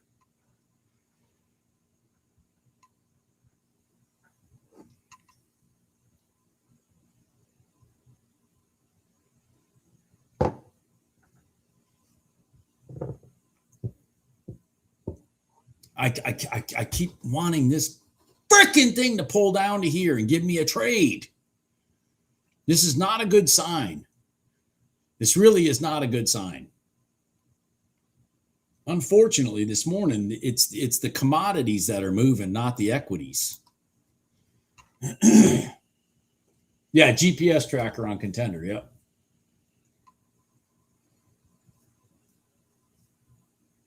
I love the name Contender, because that's what we are here, folks. we're just hoping Contender can keep us in the game and give us some money. You know, I always talk about our objective is to recognize when the sharks are in the tank. Today is not a good day for that, because the sharks, I can tell you right now, the sharks are not in the tank. Not today. But our objective in here is to recognize when the sharks are in the tank. Let's talk about this. I call it a three-legged move. Okay, so let's just pick gold, for example. I call it a three-legged move. Leg one is when you can see the sharks have taken control. You all of a sudden you go from being like this to being like this. Leg two is when they clean out the stops of the people who followed them, okay, who followed the shark. The shark turns around and cleans out the stops, okay? The whole time, we're just watching, okay? We're watching. We're not involved in this. And then when the shark finds support, which coincides with maybe a few other things if you're looking at equities, I've talked about that before, and the shark turns around, that's our money right there. And we get right on the back of his fin and we follow him as he turns around. And where did I come up with this idea? I came up with this idea with how many times have you guys taken a trade and you watch the market go back against you, steal your money, only to turn around and go back to where you got in? How many times do you see that? Happens all the freaking time. Well, the reason that is because the algos are getting you running this way and then cleaning out your money and then running it back up, because this is where they intended to go in the first place. I mean, this is not the best example because it's not a trade, but I'm just trying to use a scenario. It's hard to use a scenario today Well, no, actually, it's not hard to use a scenario today. Here's a perfect example of scenarios. So they slammed it down here, ran it back up, and then slammed it back down. So they knew all along. The sharks knew they were going to run it back up here as these people are going, oh my God, gold is collapsing, and they're jumping in, the FOMA people. And then the shark turns around, cleans out their money, knowing this is where they're going to rotate it from, and then they're going to bring it back through. And you're the guy that sat here and chased it through here. And then as he's making you bleed, as he's making you feel the pain, as you're in a lost trade, and you give up hope, they reverse it and show you, well, if you just held, you would have made $1,000. And so I sat there and said, that's where I need to figure out why this thing rotates here, why this thing rotates here. And that's how I came up with these specific lines that are on my chart, static lines, these specific static lines, because that prior day high is a beautiful one. These moving averages are freaking gold. If you don't believe me, I'm telling you right now, I could set up a chart. And everybody that's been in here for a long time knows exactly what I'm about to tell you is 1,000% the truth. I could set up a chart.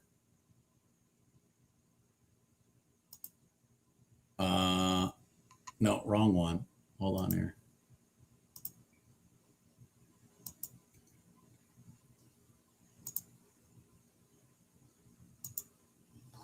I could set up a chart, a 1 minute chart.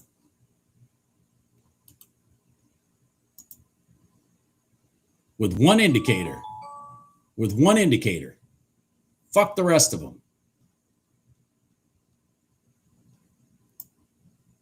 Where is it?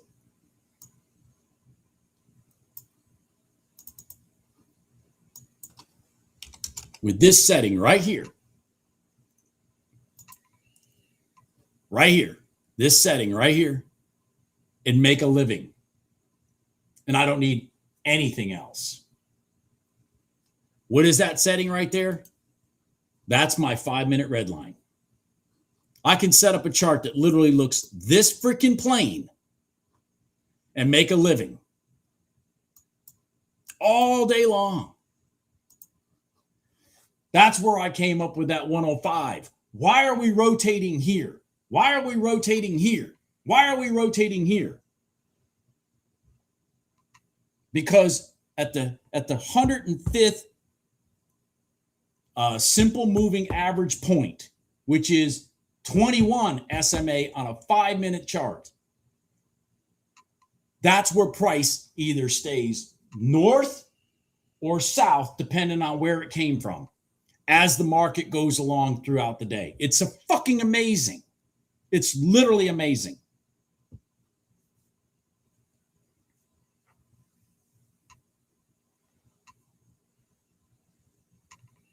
Yeah. And a good example, exactly, Edwin. And a good example is like when the market's the way it is right now, like summer trading and stuff. I mean, the only thing to pay attention to is this right here. Look at that. See this thing to the tick. We crossed right over to the tick. Boom, gone. To the tick. To the freaking tick. That 5 minute red line. How did it reverse there? Years of staring at these charts and fucking around with moving averages and stuff like that. I came up with this. I'm like, holy shit.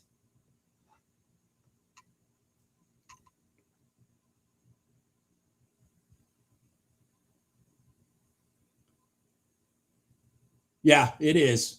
It is. That's why this thing needs to, I mean, right now, they're just trapping the people going long. This thing needs to come back.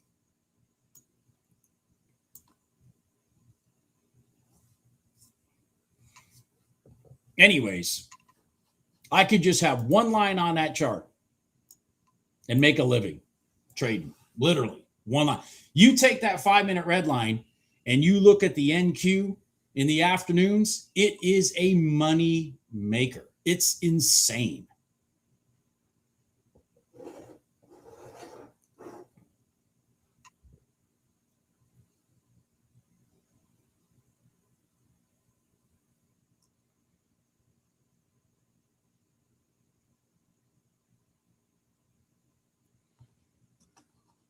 Look at all this crap right here. This is ugly. But, you know, again, the equities are moving. The equities are actually, I mean, not the equities. The commodities are moving. Look at gold. Look at oil. They're actually moving. I mean, they're actually like moving. When I say moving, I'm talking about the candles are not overlaying each other. The candles are actually not crisscrossing. They're actually going in a direction. I wouldn't use a tick chart with your money. I wouldn't use a tick chart with your money. I've been down that road. Been down that road. Do you know what the equities don't do? They don't start the day at a specific tick. They don't end the day at a specific tick. They start at a specific time. They end at a specific time. The news is at a specific time, not at a specific tick.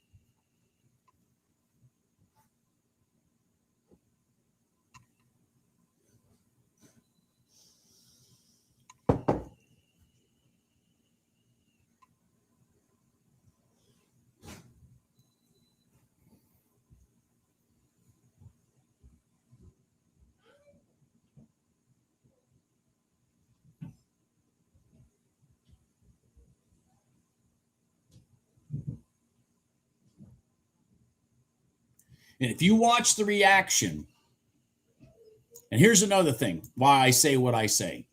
Today's not a good day. It's, you know, it's a couple days before the 4th of July, all that kind of shit. But if you look at the reaction around the rejection of 1-minute candles, you look at the reaction out the other side, that is the stuff we're looking for. And those are time candles. Those aren't tick candles.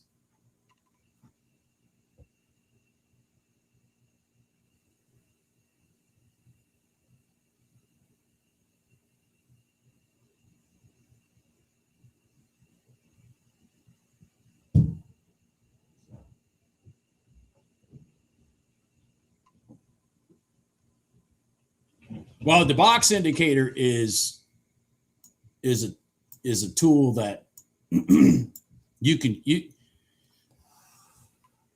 I mean, mine might have a specific name because I had it custom built, but I don't even remember. What is it called? Opening range. Okay, so yeah, it's called opening range. That's what I call mine, opening range. I wasn't sure if it said 15-minute. Because you can create this to be anything you want. You can have it be 5 minutes, 15 minutes, 10 minutes, whatever. Mine runs off 15 minutes because, again, just like we saw gold, 3 times it specifically rotated off those lines. It created this trade right here off that line, and that's the 15-minute box.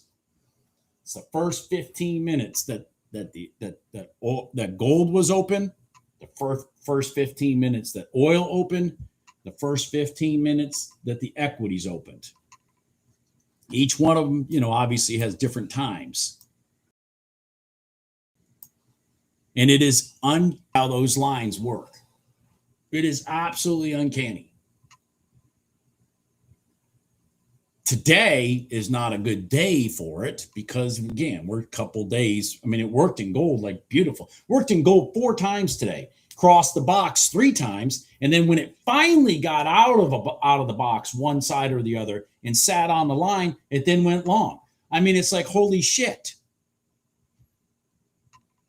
I mean, I don't even know what else to say. These just aren't doing it because there's not enough. There's just no sharks in the tank today. They are manipulating gold today, but keep in mind, gold is easier to manipulate than the equities. Gold is a lot easier to manipulate than the equities. Oil is a lot easier to manipulate than the equities.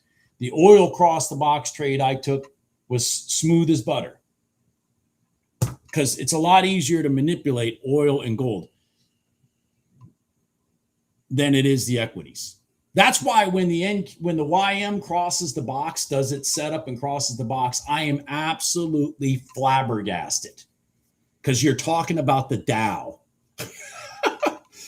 But so far, it has yet to breach. So far, it has yet to breach either side of the box. So it has created no setups.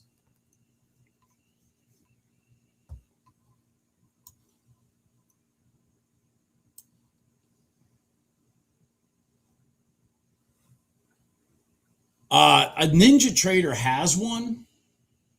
I don't know. I mean, I think Ninja has one in their indicators thing. It's not in the indicator selection. GC box is 820 to 835. And be careful when you do that, Joe.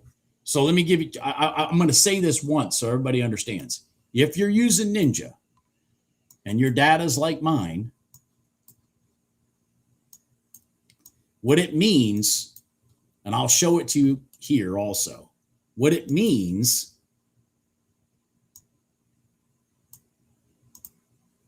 is your 821 candle is the start time and your 835 candle is the end. What that means is from 820 to 821, that's the formation of the 821 candle. Well, that you want it at 820, but that means 821. I can't stress that enough. Okay? So look at your freaking phone the first time you set this up and it goes live to make sure your settings are correct. And then 835 means at the end of the 834 to 835 minute, it stops. It doesn't run through the 835 minute. Okay? Because that's 15 minutes. 820 to 835 end is 15 minutes. If you don't do those lines right, if you don't do those settings right, this box is wrong, and then you'll miss this rotation because your lines will be wrong. You'll miss this rotation because your lines are wrong. You'll miss this rotation because your lines are wrong. You'll miss this top of the box because your lines are wrong.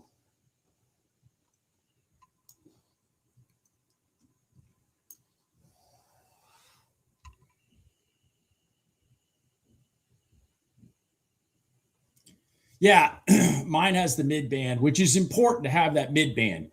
It identifies, like I talked about, it identifies sometimes a rotation point, because a lot of times it'll rotate from the mid band, but it also identifies, like I talk about, the sloppy side of the trade and the aggressive side.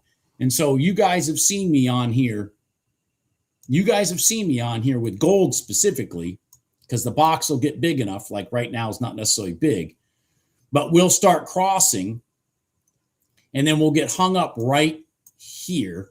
Let me blow this up. We'll get hung up right. God damn it. We'll get hung up right here as anticipated. Okay, so we're crossing the box. We get hung up here at the mid band as anticipated. Well, how do I know that? Because the damn thing's on my chart and I can see it. Then we roll up, and then when we break, that's where I add my second contract, and then wham. So now instead of $1,000 trade, we're talking about $1,500, $1,600. You know what I mean? And I'm using profit for the first leg of the sloppy part of the trade to defend the aggression of me being in two contracts now with the second part of the trade. If I'm making sense. So that mid band helps because it shows you why it stopped here. See, it ran down to this mid band and then back up. So yeah, I like having the mid band on the chart. And I'll use it as my point for adding contracts. Because I know rinse, wash, repeat. Have you seen this movie before? I know the second half. And by the way, look at the second half right here. I know the second half is going to be violent in my favor.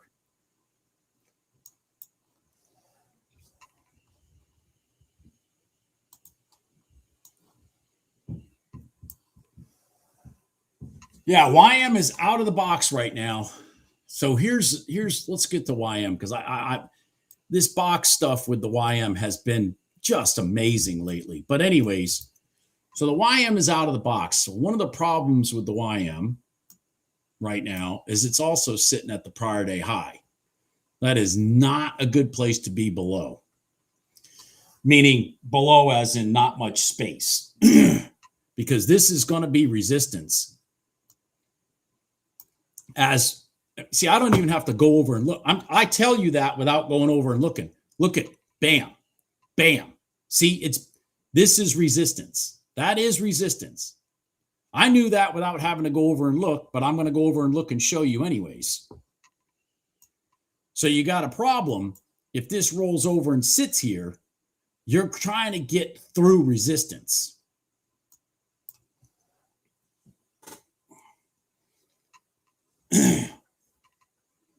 All right, there you go. Snow put that out there.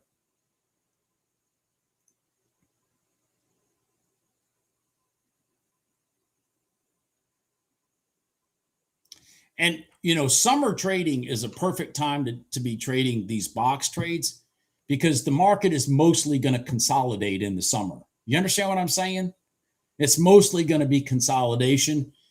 And the box trades work in a consolidating market. That's another thing that so like when we're high flying in September and October, I don't know that the boxes are going to be more of what we focus on as we are, our moving averages as we blow one direction or another. But I mean, right now it's what I got to lean on because we're in a consolidating market because it's we're sitting in the middle of the summer. But so like look at oil.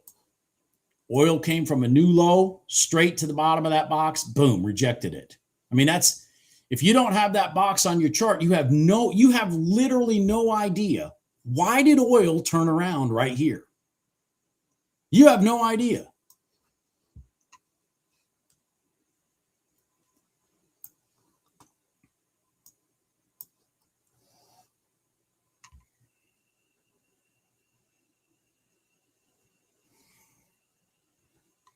Yeah, well, because there's just no movement, Ian. I mean, none of this is tradable. None of this is tradable. I've said this a million times, Ian. I'm going to say it again. My strategy, my trading strategy that I use is not a good strategy in a trending market. There you go. Now, how much does the market trend? You're lucky if it trends at least 20% of the time. If you're a trend trader, because it consolidates 80% of the time. So like when when ES is just doing this bullshit and giving me no rotations, I don't care because gold gave me everything I needed. Oil gave me everything I needed. Meaning I don't have to worry about a specific market doing what I need it to do because I'm looking at multiples and gold doesn't give a rat's ass what's going on with the ES. Oil doesn't give a rat's ass what's going on with the ES.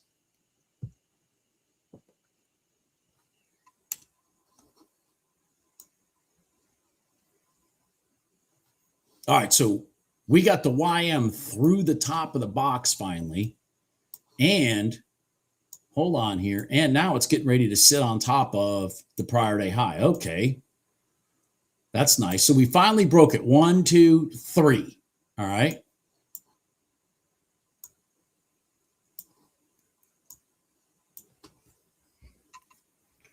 Boy, I'd love this thing now to run here and then reject. It's just, don't know if it's going to do it because today is just, I mean, look at this shit's just not moving.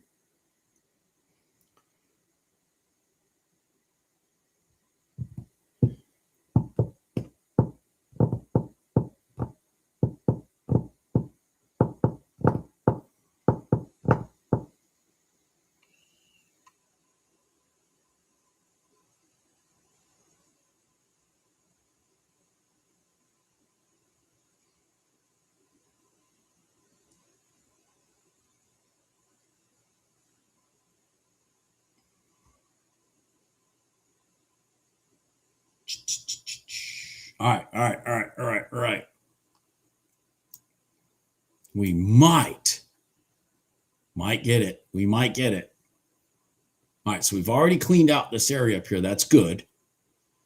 So now violence is going to our line here. That's good. So in correlation with that, our RTY is at the red line. All right. All right. So now what we should start getting is some buying pressure. We should start getting some buying pressure or we continue. This is the other side of the coin. All right. We continue down, create space, run up, and then go short. Just like we did in gold. Okay. Remember when it violently came out of the gold box, it violently went in, came up, and then bam, there's your trade. So what's going on with this candle right here is going to help dictate what we need to be doing. This candle right here.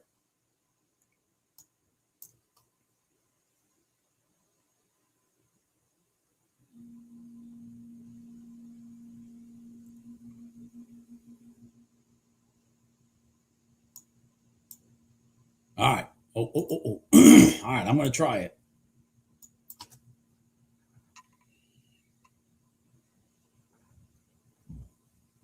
Because this one's long. This one's going long. So I'm going long. Go, baby. Go. Come on, baby. Come on. Come on. Come on. Let's go. Come on. There we go. We sat here, held our ass, and waited for just this. And why did we do that? Because at least we got a big green candle going in our favor. Is it going to work? Don't know. But what I do know is I know exactly why I got in there. And I got the reaction that I was looking for. It looks like we're going to get knocked out.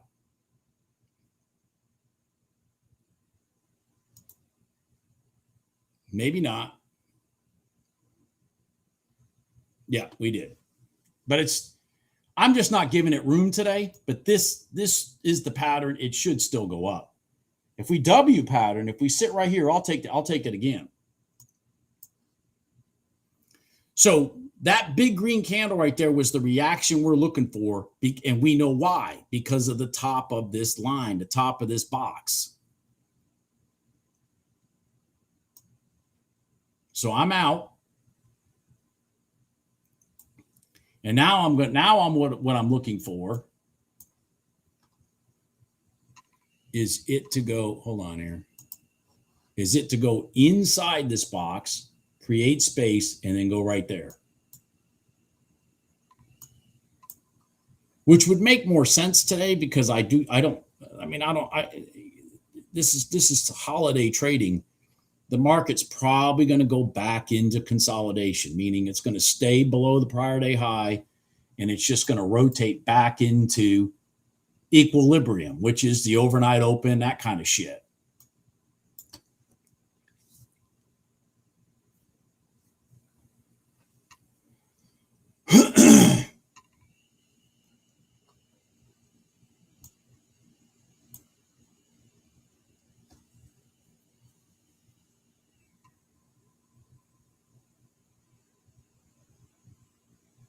It was nice. This was at the 5-minute gold line, the RTY and the YM. This was a nice setup because they both, and I talk about this, RTY and YM, I like them to be in agreement with each other when their candles are matching. And this one had support right here with the 5-minute gold line at the same time that this one had support at the top of the box. So that's where the reaction came from.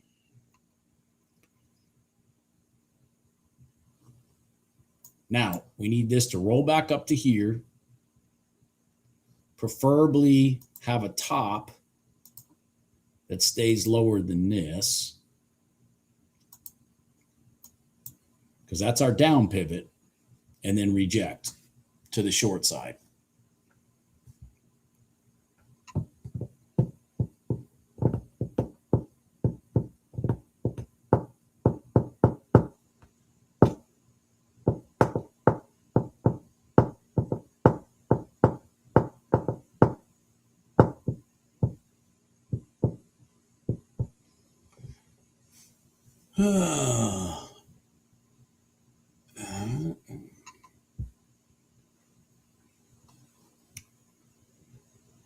So the problem when I do this stuff is I can't see my other charts anymore.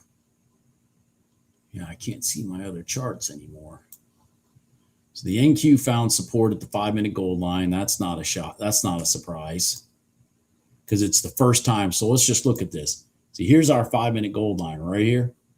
This is the first time since it crossed it that it's touched that 5-minute gold line. The fact that it found support there should not be a surprise to you because it's the first time it hit that line. As a matter of fact, it's a high likelihood it's going to come back up to here. All right, so I'm looking at my YM. Okay, this is my candle that I'm focused on. I'm hoping this candle stays right here. Just stays there. Just stay there. Don't go down. No, stay. Just stay. All right. And then I'm going to look for a short. If it comes down off the bottom of that box. Bottom of the top. Sorry. So confusing to say that. Because here's our box. Here's our top. Here's our bottom.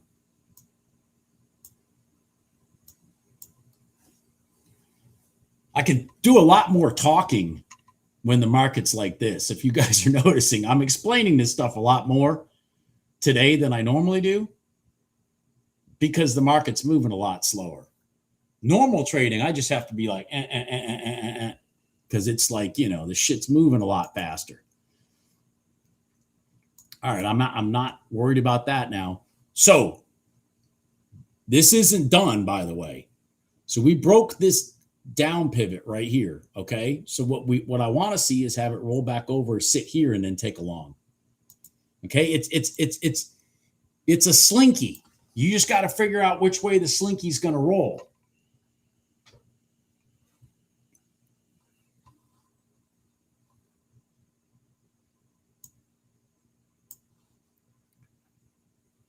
This one would be beautiful to go. Somebody mentioned this earlier. Well, maybe not on this instrument. They mentioned it on the ES.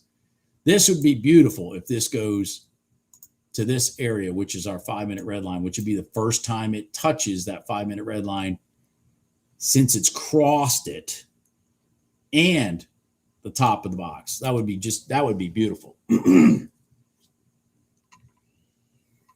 Not that we're going to get the reaction, but you know, we're going to try.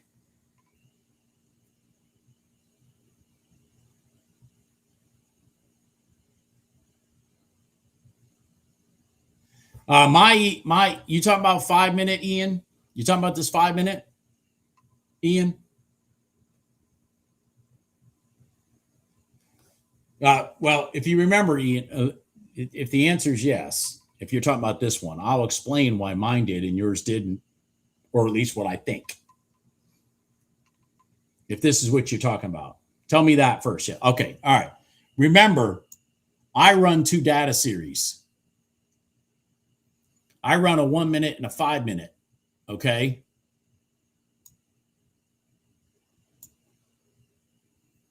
because it's more complicated to do that. I've done a video on how to do that. I'm pretty sure I did, but I run a 5-minute data series and a 1-minute data series at the same time, which is another reason why I have to clean out my cache often, because I'm running 6 charts and 2 data series on each one. And I run my charts all day and all night. I don't turn them off. So, not that not turning them off matters. So let's go in here and look at my indicator. That one. Where is it? It's an EMA. It's right here. So my 9 EMA is still a 9 period. It's not a 45 because I'm running it off of my 5-minute data series up on this chart. So I'm feeding my 5-minute data series into that indicator from below. And so since I'm using 5-minute data, okay, my indicator on that chart is more accurate to what a real 5-minute trader sees. This is the special sauce of my trading strategy right there, to be honest with you.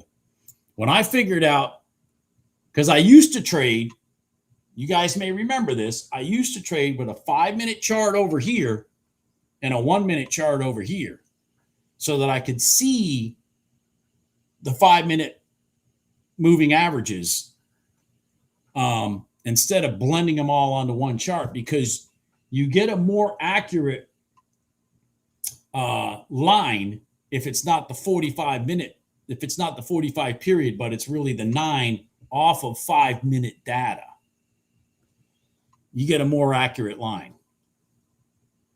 So when I learned, because I am an old dinosaur, I am a dinosaur, I'm just being honest. When I learned how to do this, I was like, oh shit, fuck, hell, I'm going to do that. So now I'm sitting here looking at 5-minute, this line here and this line here are actual 5-minute moving averages.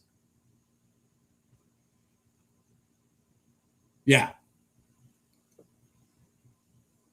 And once you set that template up, then all you got to do is start a chart and just put series 1, series 2, and then, just load the template. I mean, it's pretty simple after you've done it. But it does give you a more accurate line.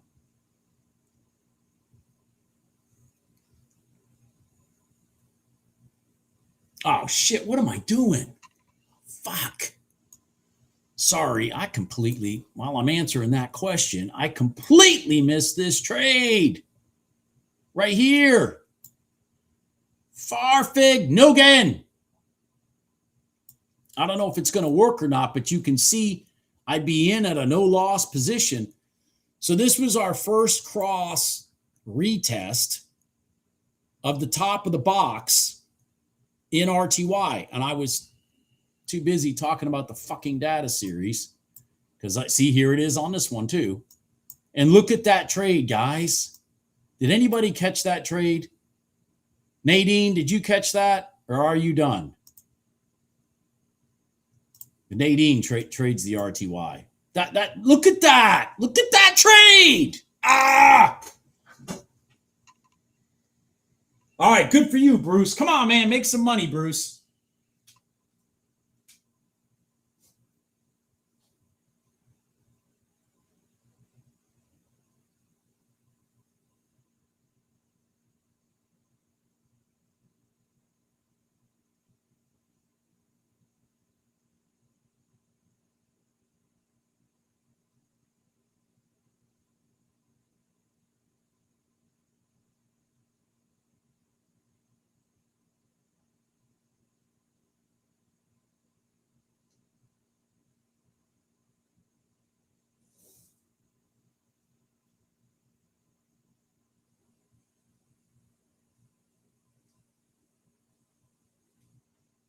Come on.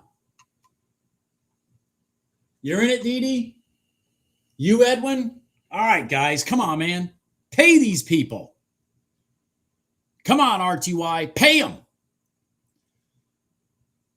Pay them, damn it. Pay them.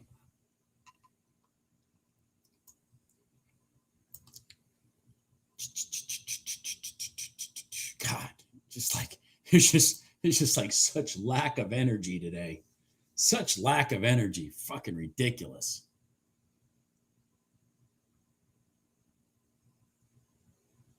Come on, RTY. Go. At least make it to the 5-minute gold line, damn it. There you go. Come on. Go, go, go.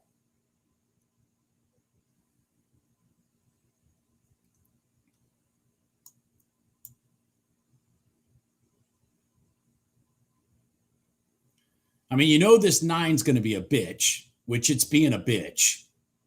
I mean, you all know that. There you go. Now you threw it. All right, come on. Now go. Oh, man.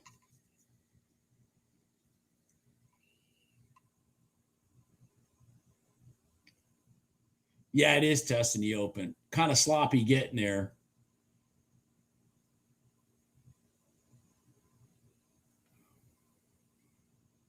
And the PriorDay open is not far from it either. Freeman, free. So, you know, like why I wouldn't be too excited about that, because you got this to this. I'm like, there's just like no room.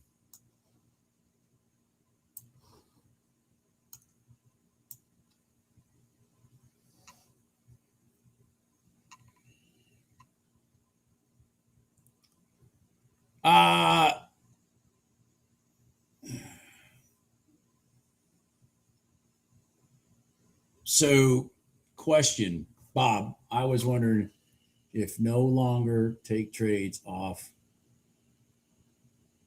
Oh, no, I definitely take 45 EMA. I take trades in gold all the time on that. I'm just not going to take them in the equities right now. I just don't feel confident in them right now. PriorDay high. Let's see here. There was a trade in YM at 1043. PriorDay high. 1043 PriorDay high. Oh, to the PriorDay high. Oh, okay. Right here. Well, I'm not going to take that into the bottom of the box. Wes. WSE trader. I'm not going to take. Okay, so let me pull this down. I'm sorry. I'm pointing at it. And it's not even on my fucking screen.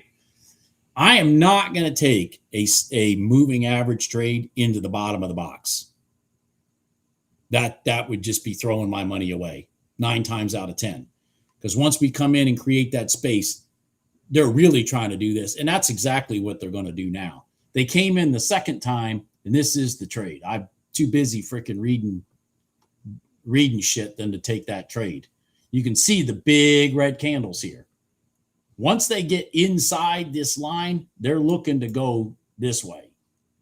So I'm not going to take the 5-minute gold line into the bottom of that box. I'm just not going to do it. That would be insane. Might as well just hand my money, to you guys. Might as well just hand my money to you guys, because I'm going to hand it to the market.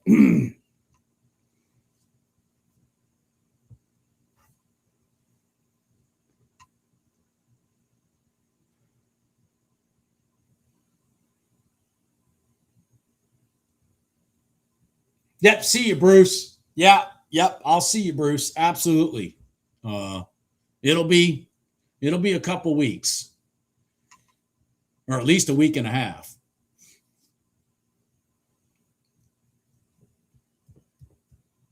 At least a week and a half for me before I'm back in here.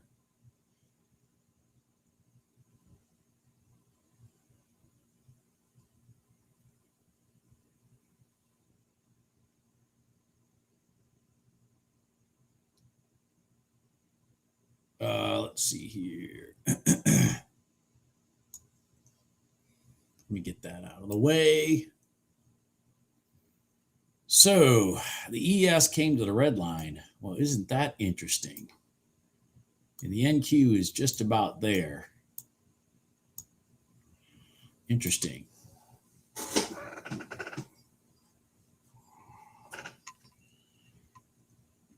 The RTY is going to roll over, Snow.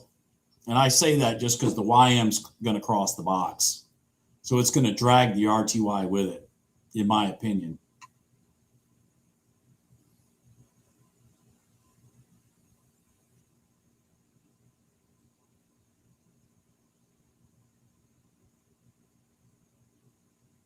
Now, the funny thing about the YM crossing the box, now that it's finally done it finally gave the setup. You know, it did here, didn't give the setup. Came here, did it again. That's the setup. The funny thing about that is if it does cross the box from here to here, it'll probably do it over about an hour. But I mean, you just gotta sit here and wait for it to go, man. But see, here it is, it's doing it. It is doing it. It's just when the YM does it, especially a box this big, it'll take it a while. You're going to be in that trade for a while. The 2 YM trades that I took crossing the box a couple weeks ago were the longest trades I've taken this year, without a doubt.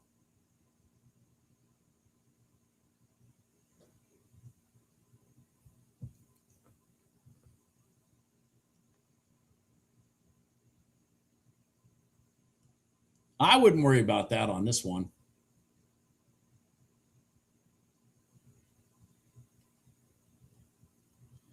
I'm up $900. I just don't want to throw trades on the screen anymore, because I can see everything slowing down. I mean, it is getting pretty slow. So between yesterday and today, I made, $1,500 for the week. I mean, I'm pretty happy with that, to be honest with you. Pretty happy with that, considering I wasn't even sure I was going to trade it all this week.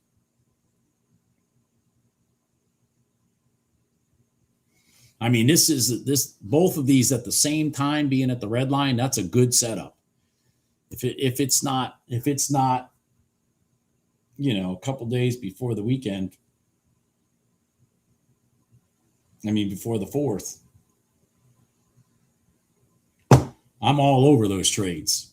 I'm all over both of those. And that NQ one, man, I'm going to be praying and hoping to get $1,000 out of it. If I was in it, but I'm not. I am not in it. Just to be clear, I would much rather take this trade right here. I would much rather take this trade right here. Look at that NQ go. Look at it go. Why would you rather take this trade, Bob, than this one? Well, because this one already tested the top of the box. See how it tested the top of the box and then went up? So the next thing to do is just to test the red line and go up. I mean, it's a sequence scenario. This one over here never tested the top of that box. So I'm a little bit more hesitant, but there it goes. Look at that. Beautiful setup. And by the way, again, the 21 SMA. Why did price turn there? Well, I don't know, but I kept seeing abnormalities like that. And that's why I created this moving average that pinpoints those spots. Pinpoints those spots. I mean, it's obvious right here that the sharks entered the tank. I mean, price just completely. I mean, it's amazing. This is the line I said I could have a blank chart and only have this line on the chart. This one right here. And I could make money. I could make money and be fine. That's all I would need, is just that one line. That's all I need. Wouldn't need anything else. Don't need to be confused by boxes, static lines, any of that shit. Main thing about this line is it has to be after the market's done with all its bullshit.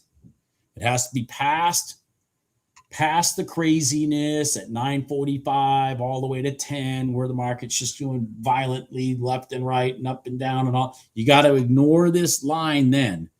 Then when the market starts getting calm, this line right here just takes over the whole situation. I know it's crazy. It is crazy. Isn't it crazy, Ian? You got 10 points off that one? I mean, I know. That red line is fucking crazy. It is. It is. It's crazy.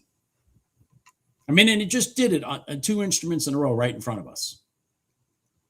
By the way, the 2 instruments that follow each other's patterns. Purple, purple, purple, purple, red. Purple, purple, red. I mean, they follow each other's pattern, and they both got to that red line at the same time. Come on, man. You got 10 points, Gene? There you go. There you go. There you go, Gene.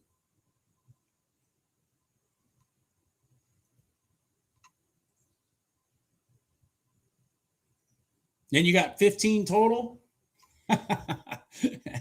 I told you, Gene, you're going to have the ES police coming to my house beating on my door. Good for you, Jim. Good for you, Jim.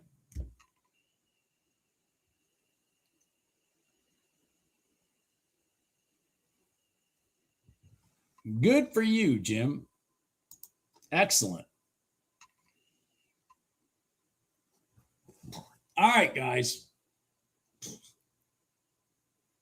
Oh, the ES is a tank, man. I've told everybody in here, I have said, if you just learn how to trade the ES off the 1-minute gold line, the 5-minute red line, and then your random static lines here and there. But if you learn how to trade the ES, you will pass your prop firms and you will get funded. Then you can, you can elevate yourself if you want to things like the NQ, oil, gold, whatever. This is the most consistent instrument there is, and it trades at an elevation now that it makes good money. I mean, there's 10 points. It makes good money.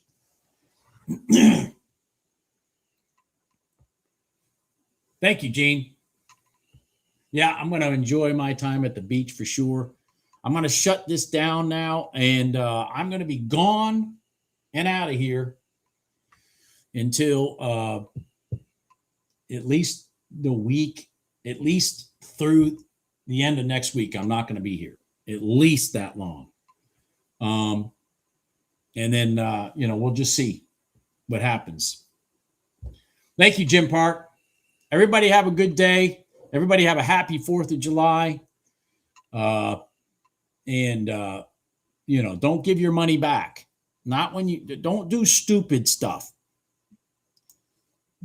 Understand what you're getting into and why you got into it. Don't just, I think we're going down. I think we're going up. Those are the stupid fucking things that I used to do to lose my money. So let my losses and my experience losing a lot of money in the market be your education without having to go through the pain. All right. Everybody have a good day. I'll talk to you later. Bye.